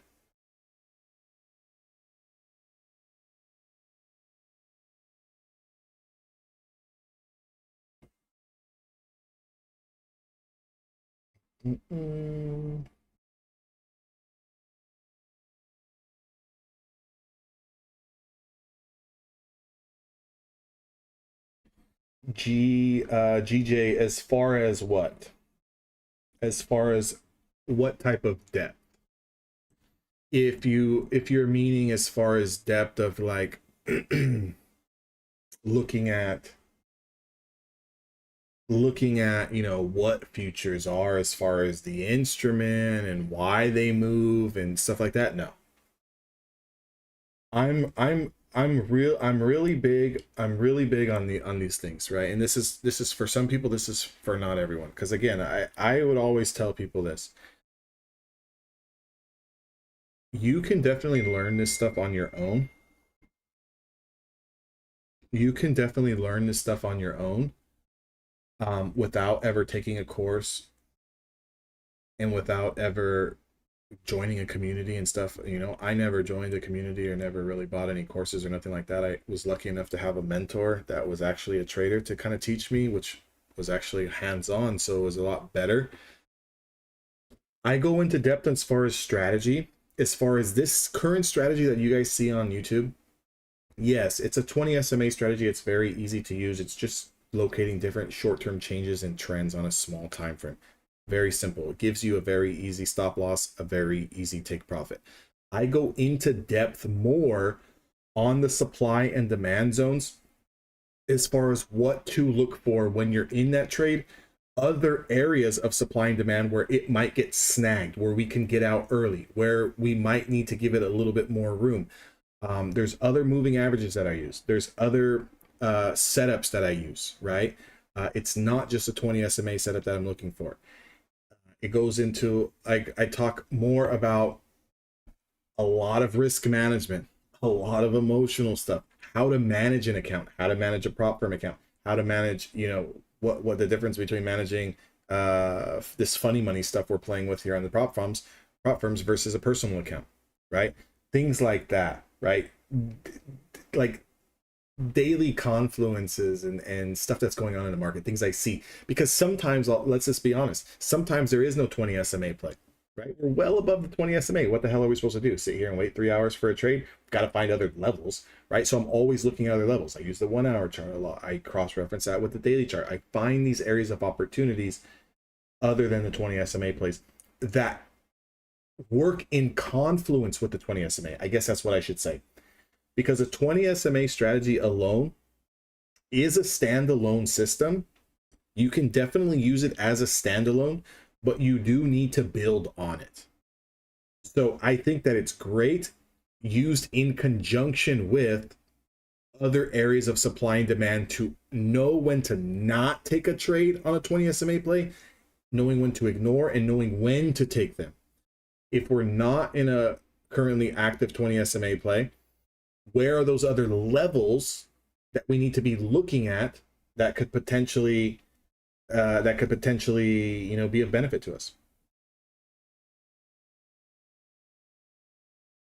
you know? So, but I do try to keep things very, very simple, right? One day at a time, one trade at a time, and let's continue to roll this gravy train, right? I'm a big believer in how we're managing our emotions and how we're managing our risk in terms of our account size and this, that, and the other on a day in and day out basis is very critical, even more so than strategy. Because I can sit here honestly with all, I don't know how many people are watching this, but I can sit here with all of you guys and we can take a day or two and back test, you know, 1,000 trades. And I think that we can all find a strategy that is going to give us a little bit of an edge to be profitable. Guys, watch this little trend line breakout here.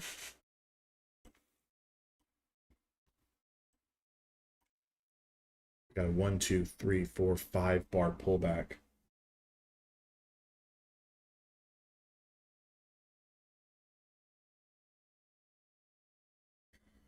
Yeah, 2 trades. We got a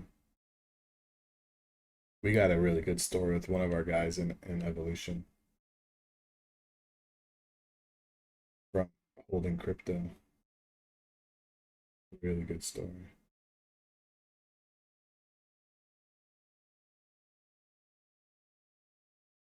I know a couple crypto millionaires,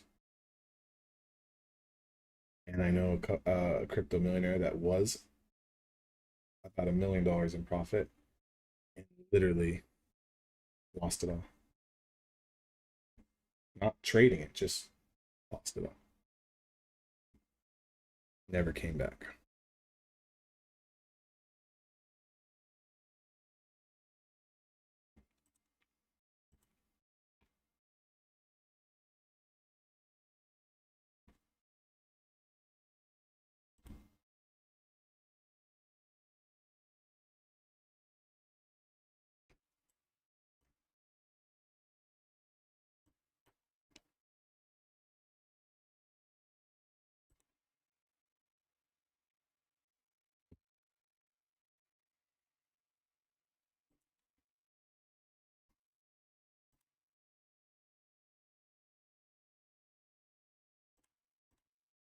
See if we can get a little bit of this breakout here to confirm this 20 SMA play too. Again, coming into power hour here, don't really like trading this late. See if I could scrape a little something off if this wants to push through. It's got to get through 667. Got to get through 667.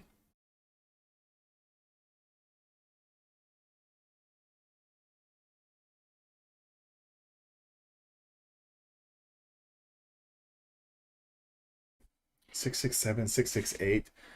Sometimes, guys, even too on these 20 SMA plays, I might look at it. It's going the other way. I might even take an entry a point or a point and a tick, you know, like a point and a quarter over, just to kind of avoid any little potential where if my entry, I want to get this at 19,667 and a quarter, and this thing goes to 19,668 and then pulls back, a little bit of extra confluence where I just go like a point over or a point and a quarter over, a point and a half over. Because again, if it does, if it's gonna fly, it's gonna fly, right? If I'm looking for 5 points, okay, what's the odds it doesn't hit 6 points, right? So it's kind of saved my ass a couple of times doing that.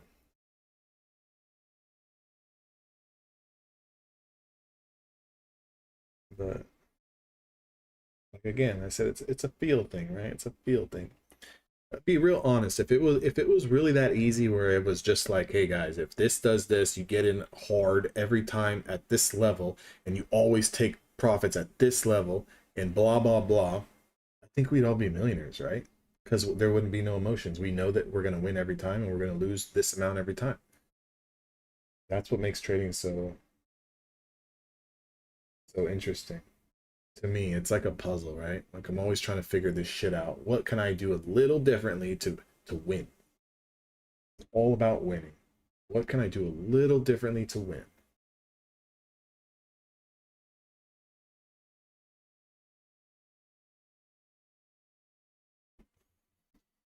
Yeah, what do we got? What do we got up there? I haven't looked at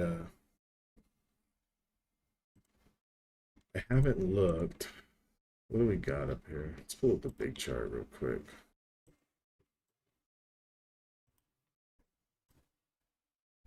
Whoops. So we've got this pullback down into this 50 EMA SMA.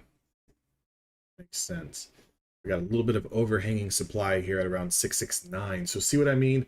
See what I mean about this 20 play? Again, it didn't confirm, but this 20 play over 667 has overhanging supply, aka resistance, at 669.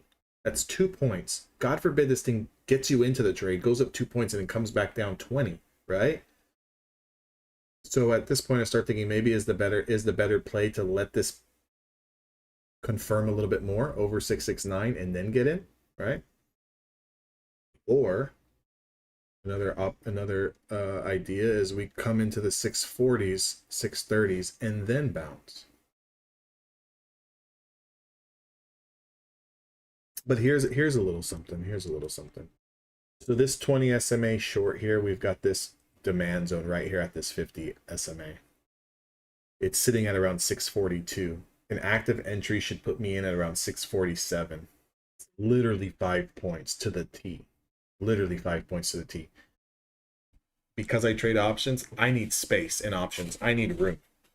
Now, I know futures are different because we can get in, take a couple points here and there, but if this was an options trade, there's no short position for me here. I got too much fucking supply, or too much resistance, too much demand. I got support here, here, here, here. It's all stacked up, right? It's all stacked up. So I don't have any room here for an options trade. I tend to take that same approach on my futures trading where I will ignore this short position here if it does confirm, just because I don't want to get caught up in the crap. But I do like the long position because of the pullback into support, and then if we pop over the 669, this 10-day moving average, we've got space to high of day, open spaces. Notice how there's nothing up here? It doesn't have to go up there, but I'd rather take my chances at pushing through supply where there's open air than shorting into support, shorting into support, shorting into support.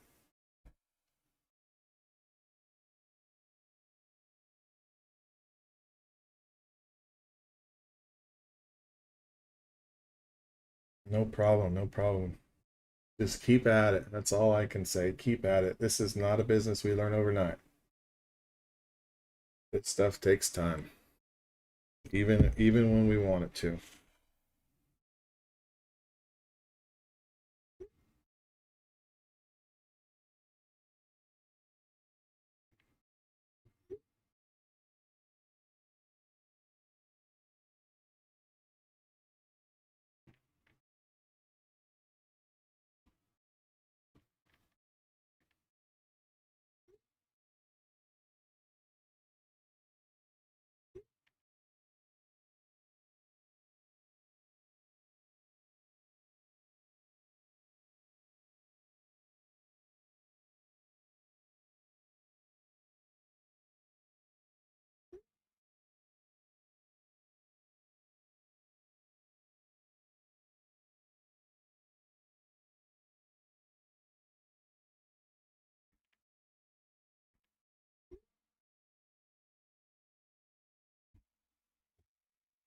But let me know. Let me know here. I don't know if we have any. We still got people listening here. A few people listening. How do I do this?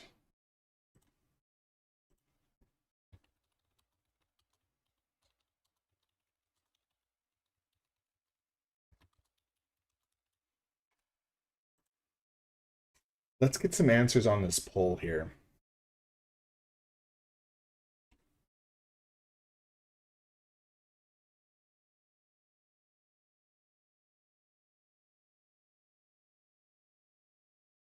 Again, I don't do the daily streams. I know I've been oh, trust me, Tom G. We've been trying to work on that for a minute. We've been working on that for a minute. We got a couple really good guys in there cooking up some stuff on the algo stuff and bot stuff. It's so hard to let these things run. It's so hard to let them run not only unattended, but again, because it's a bot, right? Think about it. Because it's a bot, what if this 20 play confirms here? Now again, it'll probably, like, if this 20 play short confirms, it'll probably give you 5 points. But let's say it doesn't. Let's say it gives you 2, and the bot throws you into this short trade, goes down 2.5, springs back up 20, takes a loss, doesn't take the next trade. What happens if that happens, right? There's no like manual intervention there. You'd have to be able to, like, there's no brain, I guess. You know, the bot is it's just a bot. It's going to do what it's programmed to do, and whether it works or it doesn't. But we've been actively working on it. I mean, we're messing around with stuff. We're messing around. I don't know.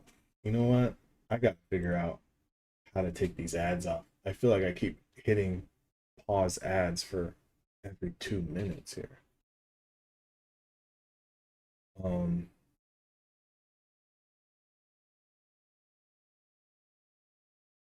Yeah, I'm telling you. We had some people running some, not like so much unattended, but like just letting it run. Again, too, it all depends on the market conditions and cycle. Sometimes it's better for that. Brave browser, no ads. No, like I'm not getting ads, but like on my dashboard it keeps saying ads scheduled for viewers, and I'm like, the fuck? Hope it's not cutting me off every 10 seconds. I'm trying to hit pause, but I'm sure there's a way I can do it. I'll have to mess around with it. But the thing is that I'm looking for, oh nice. There it is. Tom G's got away. Brave browser and or ad block. Haven't seen that YouTube ad for years. Beautiful. I might be interested in the long here if we get back over the 20 SMA and I can get through this 10 here. It's a little risky as late as we are in a day here, but I do like the pullback into support, getting a little bit of a pop here. I'm going to keep my eyes on it. Keep my eyes on it, especially now that we're testing this 10-day moving average and it has pulled down, right? So it's definitely pulled down. It's definitely pulled down, which I like, because if we do pop it, we do have this open airspace up here.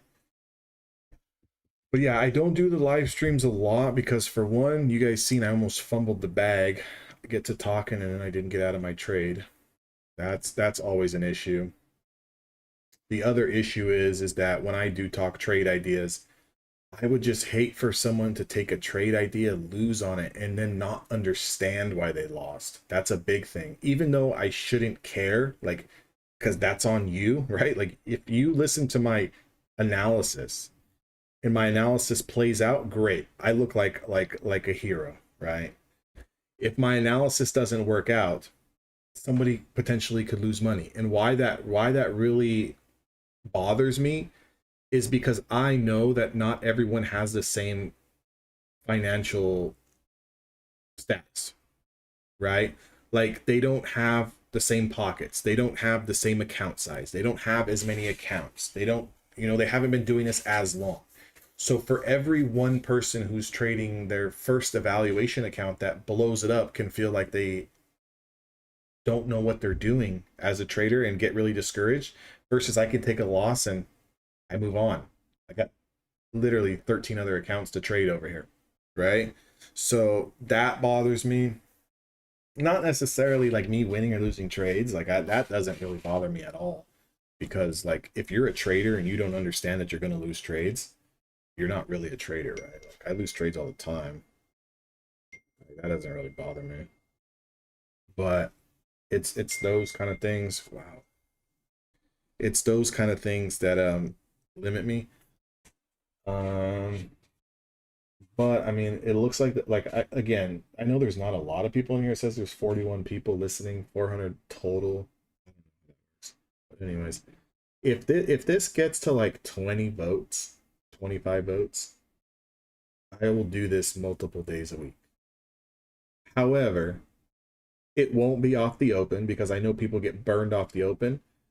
And if I do it off the open, it'll definitely be for my group only, because I know that my group knows how to do this. Like, we know what we're talking about at Evolution Traders. Not like that we don't lose, but like we know what we're looking for. So I would definitely do it for them, at least for the first hour to hour and a half. And then we would come in here and greet you guys too, which I still think is beneficial because we still caught a trade in lunch. Have I ever had a problem getting paid from or been asked to make a video for Apex? No, I have not. Enjoy the sesh, 2 trades. Enjoy the sesh. I have personally not, but I have heard that there's a big trader out there right now that's requesting some big payouts that needed video proof. His trades went into video review. Here's what I would say, guys. If you're trading, if you're a guy or gal, right, guy or girl, watch the 20 SMA play here first before I get to explaining. If you're someone who's got a handful of accounts here, we're breaking that trend line. So if you were in on that trend line break, that's going to put you in there. I'm going to wait for the active 20 play to close. There's a minute left of this candle. I'm going to wait for this to close and see if it confirms. If you're a small trader, meaning like you've got a handful of accounts and you're just looking for a couple thousand here, a couple thousand there, a couple thousand there, you're not gonna run into any problems. Can I say that with 100% confidence? No, but you're not gonna run into any problems. Okay, if you are a trader who's got 20 accounts, 10 accounts, okay, and you're looking to, you got 150 accounts, $250,000 accounts, right? And you're looking to take $2,700 times 20. You're looking to do this every 2 weeks, and you're trying to take out 40 grand, 60 grand, 80 grand a month type of shit. Then little news flash, right? You got to expect the people who are going to pay you out to want some validation of what you're doing is actually legit. Okay? Just keep that in mind. Keep that in mind.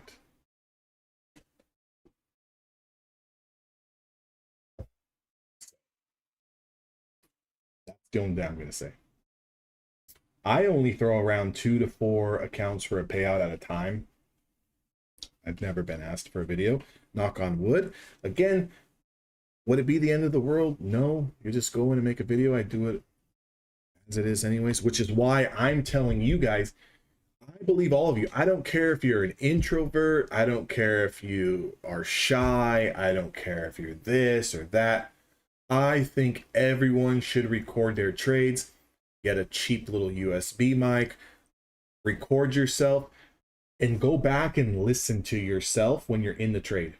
Talk yourself through the trade. Listen to it. Make a 20-minute video when you're going to enter a trade. You're going to learn your emotions. You're going to learn your thought process. You're going to learn this. You're going to learn that. It might teach you something. And hell, you might be really good at it. And maybe something that you're doing can help benefit someone else. And you could potentially, you know, start something for yourself.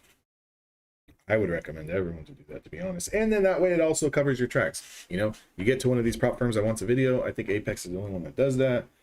They want a video, you've got it already, right? What's the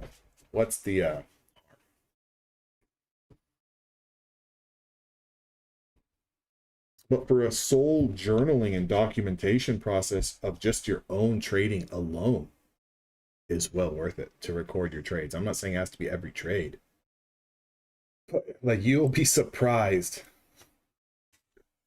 the things you say or things you think of when you're in a trade and how you're analyzing that trade when you go back and listen to it.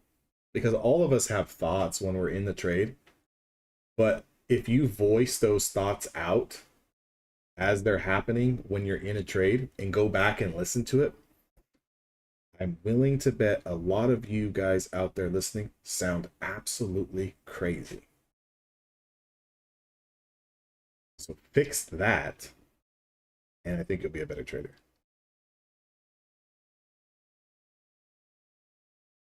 Yeah, you really can't blame them. I mean, not when people are trying to take out hundreds of thousands of dollars a month. I mean, I would do the same thing if I owned a firm.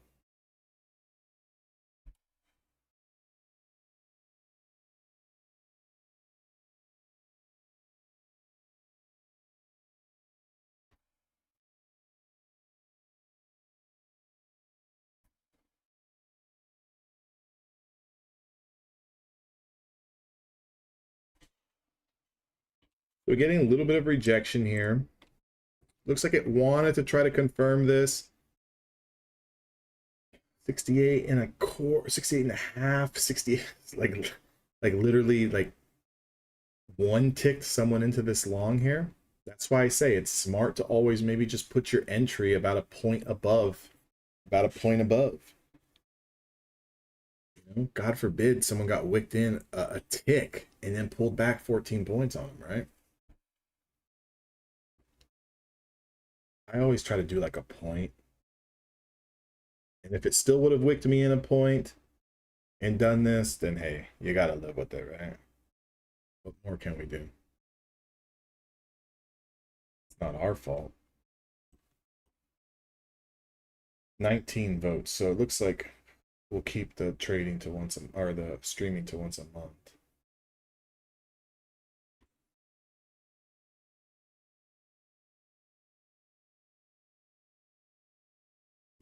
There's your 20 play short.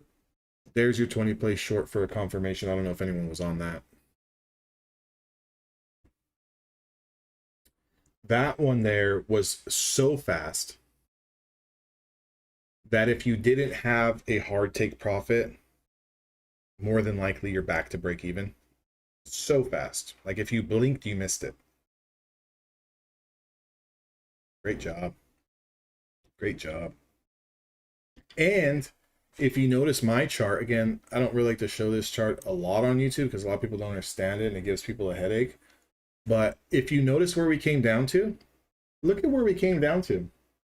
I know it just seems like a bunch of squiggly shit all over my screens, but we came down and flushed the 50 SMA and 50 EMA and the Bollinger Band perfectly. So wouldn't you say that if you were going to take this 20 play short, you want to take profits before it gets there? Wouldn't you say that? Right?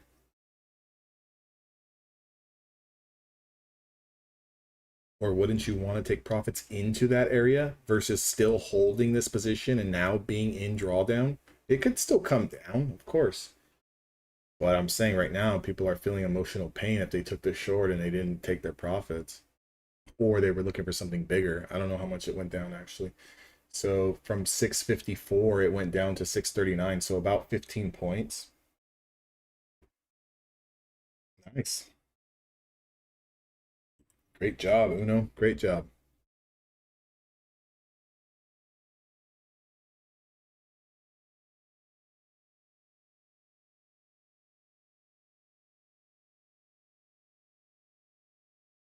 Yeah, it makes you it makes you money. It makes me money. Whatever, what like I said, whatever works, right? Like I've had people in the past comment crap and they're like, oh, you can't be serious. Oh, like that looks like the meme of like every beginner trader's chart with a bunch of crap on it. Sure, whatever. But I've been using this chart for 8 years. I mean, I can see through this chart. Like it's like ingrained in my brain. Like, these levels are all levels. Like there's no difference than if I dropped a bunch of price level lines all over my screen. Like if I made my own supply and demands on my screen, it's no different than this, right? It's just I'm lazy. I don't want to get up every morning and draw out supply and demands. I'd rather just reference where the actual supply and demand is. Yeah, so it doesn't really matter how you look at the chart or what you put on your chart, just as long as you can see it clearly.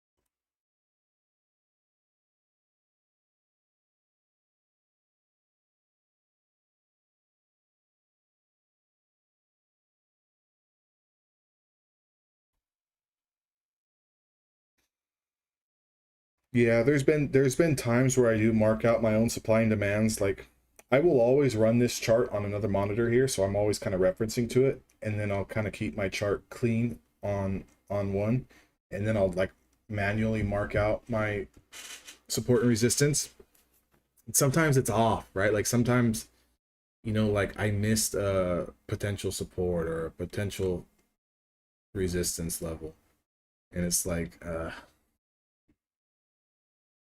just reference this, it's easier for me. It's easier on my eyes. Just not have to do it. It's already there.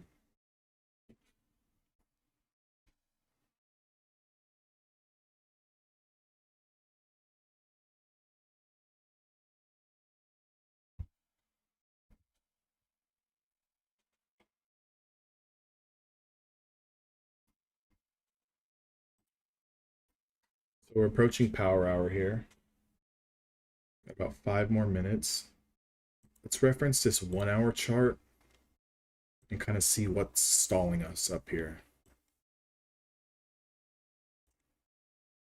So definite 200-day simple moving average. It was rejection. 200-day simple moving average on a 1 hour chart.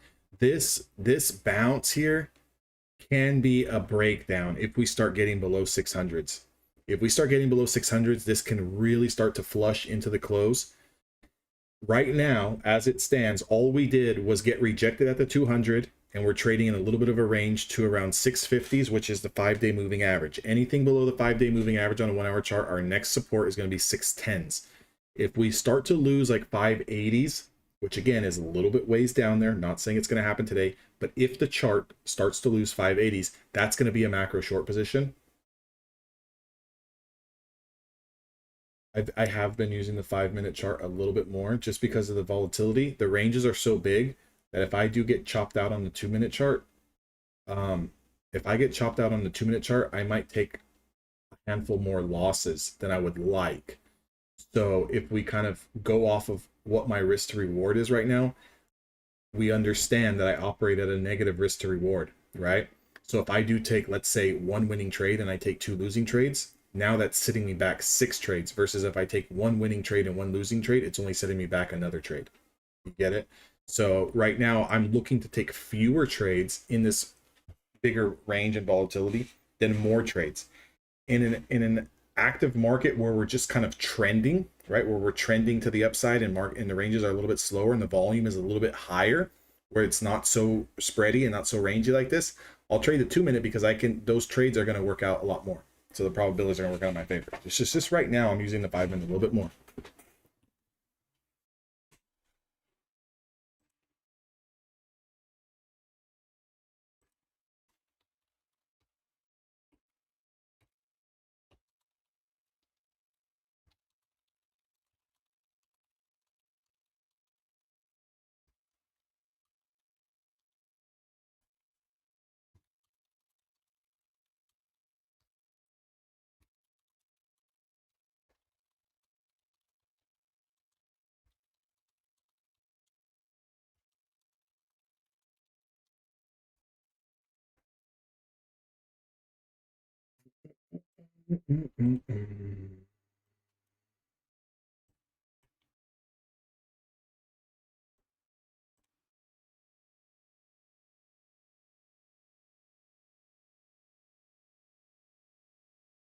Give me 1 second, guys. I'm going to go downstairs. I'm going to grab some water.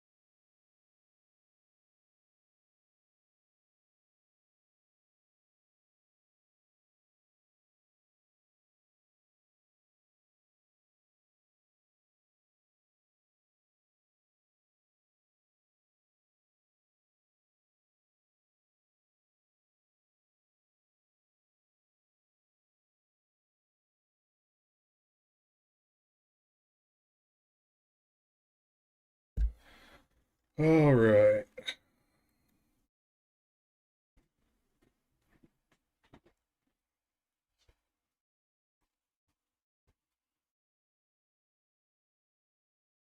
My son is 18 and I'm teaching him how to trade. Yeah, I definitely recommend learn how to trade. 100%. Because you can do it in conjunction with school. Like he's in college and he's doing it. He also works part-time job. I mean, I'm a big fan of multiple streams of income, so I would, and you're extremely young to get a lot of experience in this business, and I would recommend anyone to trade at any age. You could be 60 years old and 62, 65 years old and getting ready to retire, and I believe that you should learn how to trade. It's a good skill to have because it's a skill that you have for life, right? A skill that you have for life.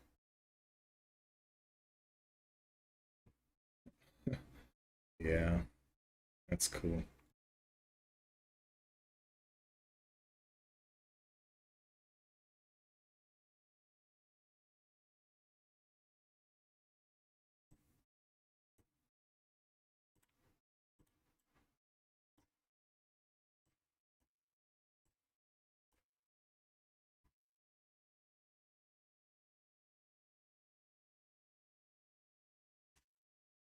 More than likely, Stokes, it's just over trading and sizing too much. The amount of time that you've been trading without a payout and not taking a withdrawal, it's just due to the fact that you may be rushing at that funded account stage. Take your time. Take your time. Slow everything down. If you're expecting to get paid out in 2 weeks, take a month. If you're expecting to get paid out in a month, take 3 months. Really slow things down. Really size down. Really give yourself the opportunity to take a lot more trades than you're taking versus trying to hit it so fast, so hard.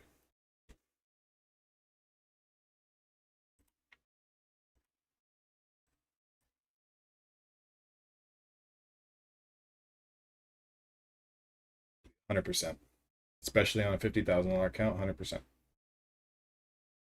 When you don't have income that's rolling in from trading to reinvest into buying more evaluations, which is going to turn into more funded accounts, yes.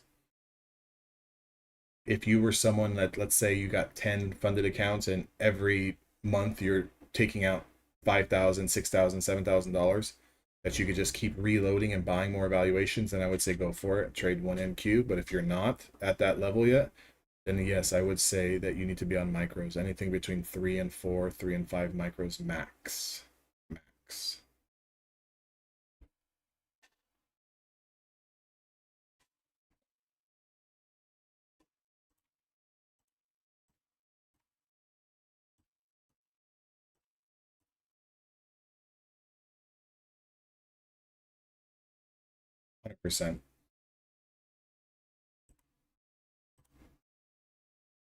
If you're a scalper, I would definitely recommend to use the leverage that's available with Apex because you have 20 accounts. If you're looking for the bigger trades, I would look for Top Step. When you take a couple payouts. When you have money that's coming in from trading, not personal income, when you have money that's coming in from trading to reinvest. So for me, until I get to 20 accounts, which I'm actively trying to get to, I'll go out there and buy a couple of accounts every sale. Pass one, fail a couple, pass one, but I have money coming in from the trading, so it's like I'm just rinsing profits to reinvest.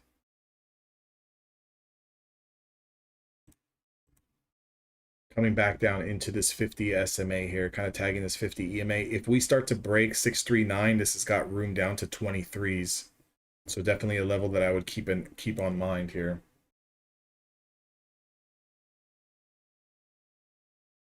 This starts to give way and crack below 640. I'd be looking at something in the 20s to hit. If this holds, then this power hour, I'm looking for the bounce back up to the high day. But again, this is a double top here. This could be coming back down to test lower prices. It's coming back into this range that we were in a couple hours ago. There it goes.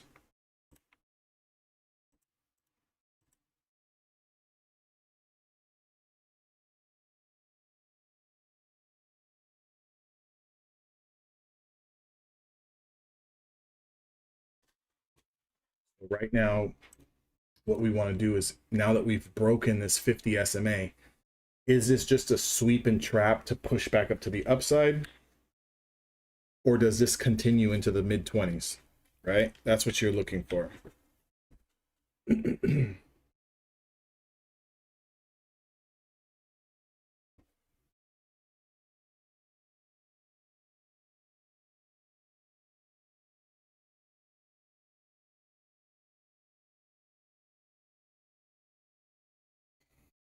See, I wouldn't really worry about the $200 a day.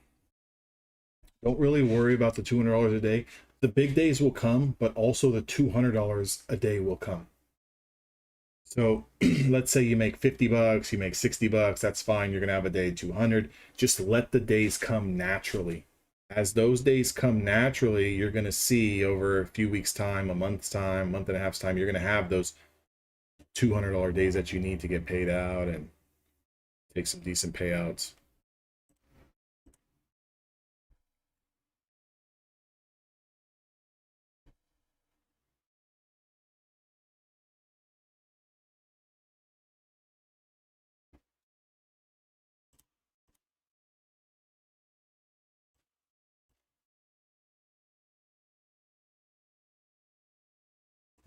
It's possible. It's possible. We do continue to head lower. I'd be looking for mid to low 20s and then 16s. Feel like it's been a long day as well. There hasn't really been a lot of upside action other than the first hour and a half. A good portion of this day that was just kind of consolidating higher for what looked like a break of high of day, right? Looked like new highs. But we literally came up to that high of day mark in the 690s perfectly. Got rejected. Sellers pushed it right back down.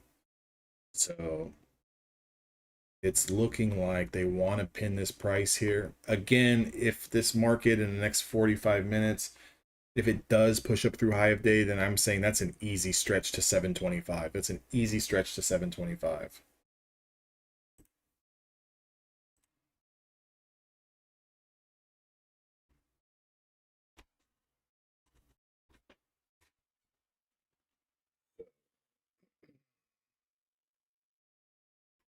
Right now is one of those times you just got to be patient, right? Be patient, because I feel like a lot of traders in like times like this, maybe about $200 a day.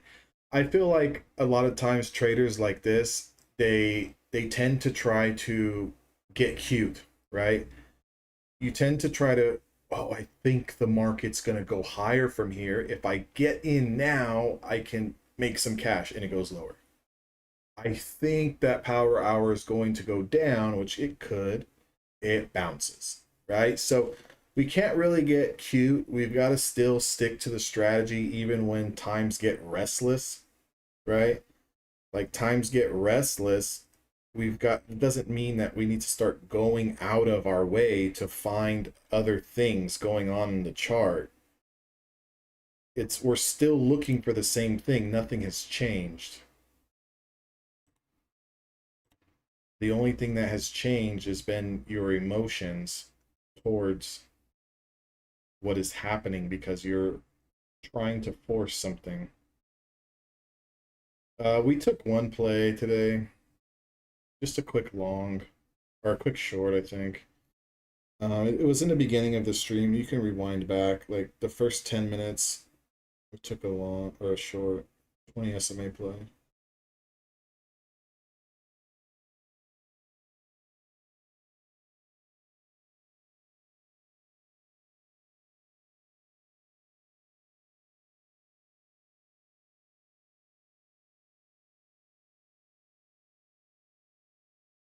Oh, I lost money for 2 years.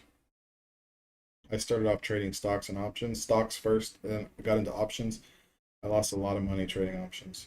My first 2.5 years. I wasn't profitable until about year 3.5.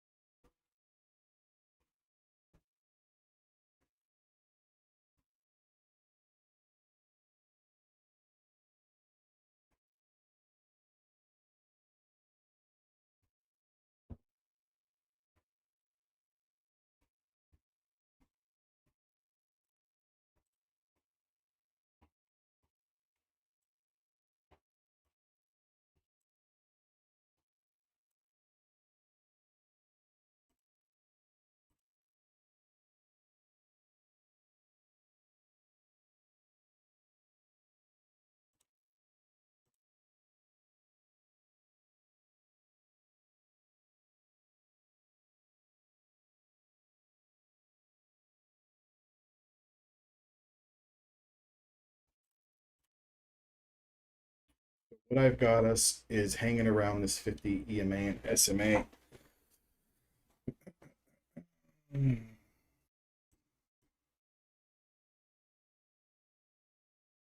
Which when I use the big chart like this, it really gives me a lot of like cleaner and clear context, right?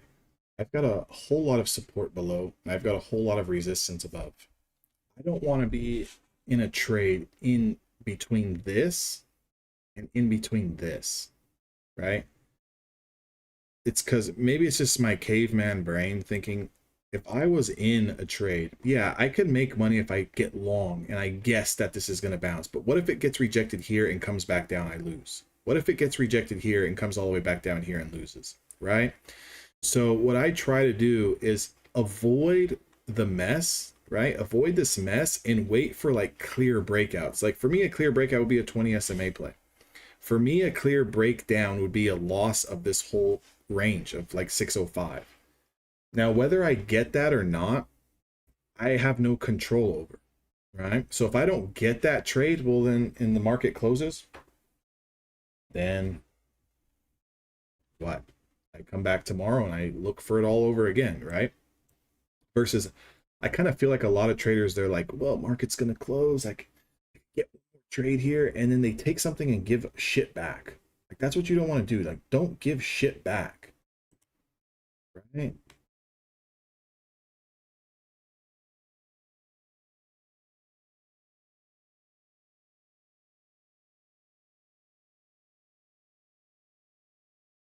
And like you really got to practice the patience. You really, like, that comes with time. Like anyone like that wants to learn, like, well, how do I get more patient? How do I stop over trading? You trade more, not necessarily taking more trades, but like you just trade for a longer period of time, more months, more years, and you practice. practice sitting on your damn hands. You can't like do it, get up, go do something else, come back in 15 minutes, you know. But like there's no one that's going to help you learn these things more than yourself, you know.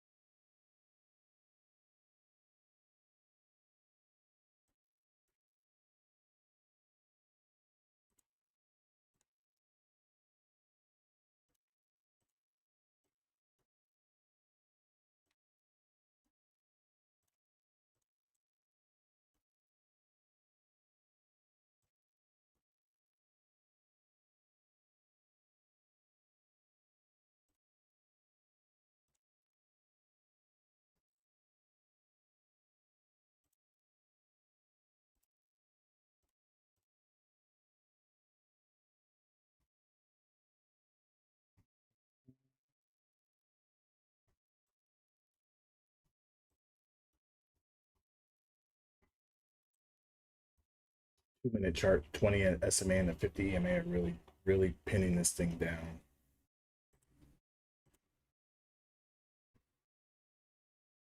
5 minute chart, it's the 20 SMA.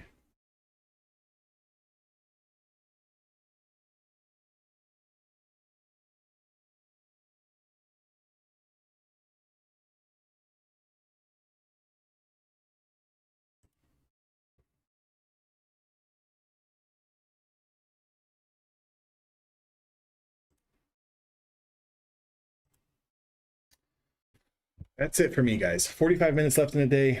This is outside of my trade window anyways. A little bit too much chop. Again, maybe this thing pops, maybe it drops. I don't know. But what I do know is that, you know, just sit and watch this for the next 30 to 45 minutes when I know realistically I'm probably not going to take a trade. A little pointless for me. I don't know how long I've been on. I've been on here for 3 hours. So that's more than enough for me. We ended up getting 39 votes here on the live stream that people might be interested in this. So yeah, make sure you subscribe if this is your first time. Make sure you turn on bell notifications. I more than likely will do it live. Again, it'll be after at least the first hour and a half to 2 hours. Probably an hour and a half, because I definitely want to trade with my guys in my room first. That's always my priority. That's the team. That's who I make money with on the daily. So those guys will always come first. Guys and gals over there will come first. And then everyone else, I'd love to sit and chop it up with you guys here. See if we can make some money a little bit later on in the day. Good luck, everyone. Hope you guys all have a fantastic trading week. Again, hit that like button. That definitely helps out my channel. How? I don't know. Right? That's what everyone else says. Hopefully, but I'll see all of you guys on the next one.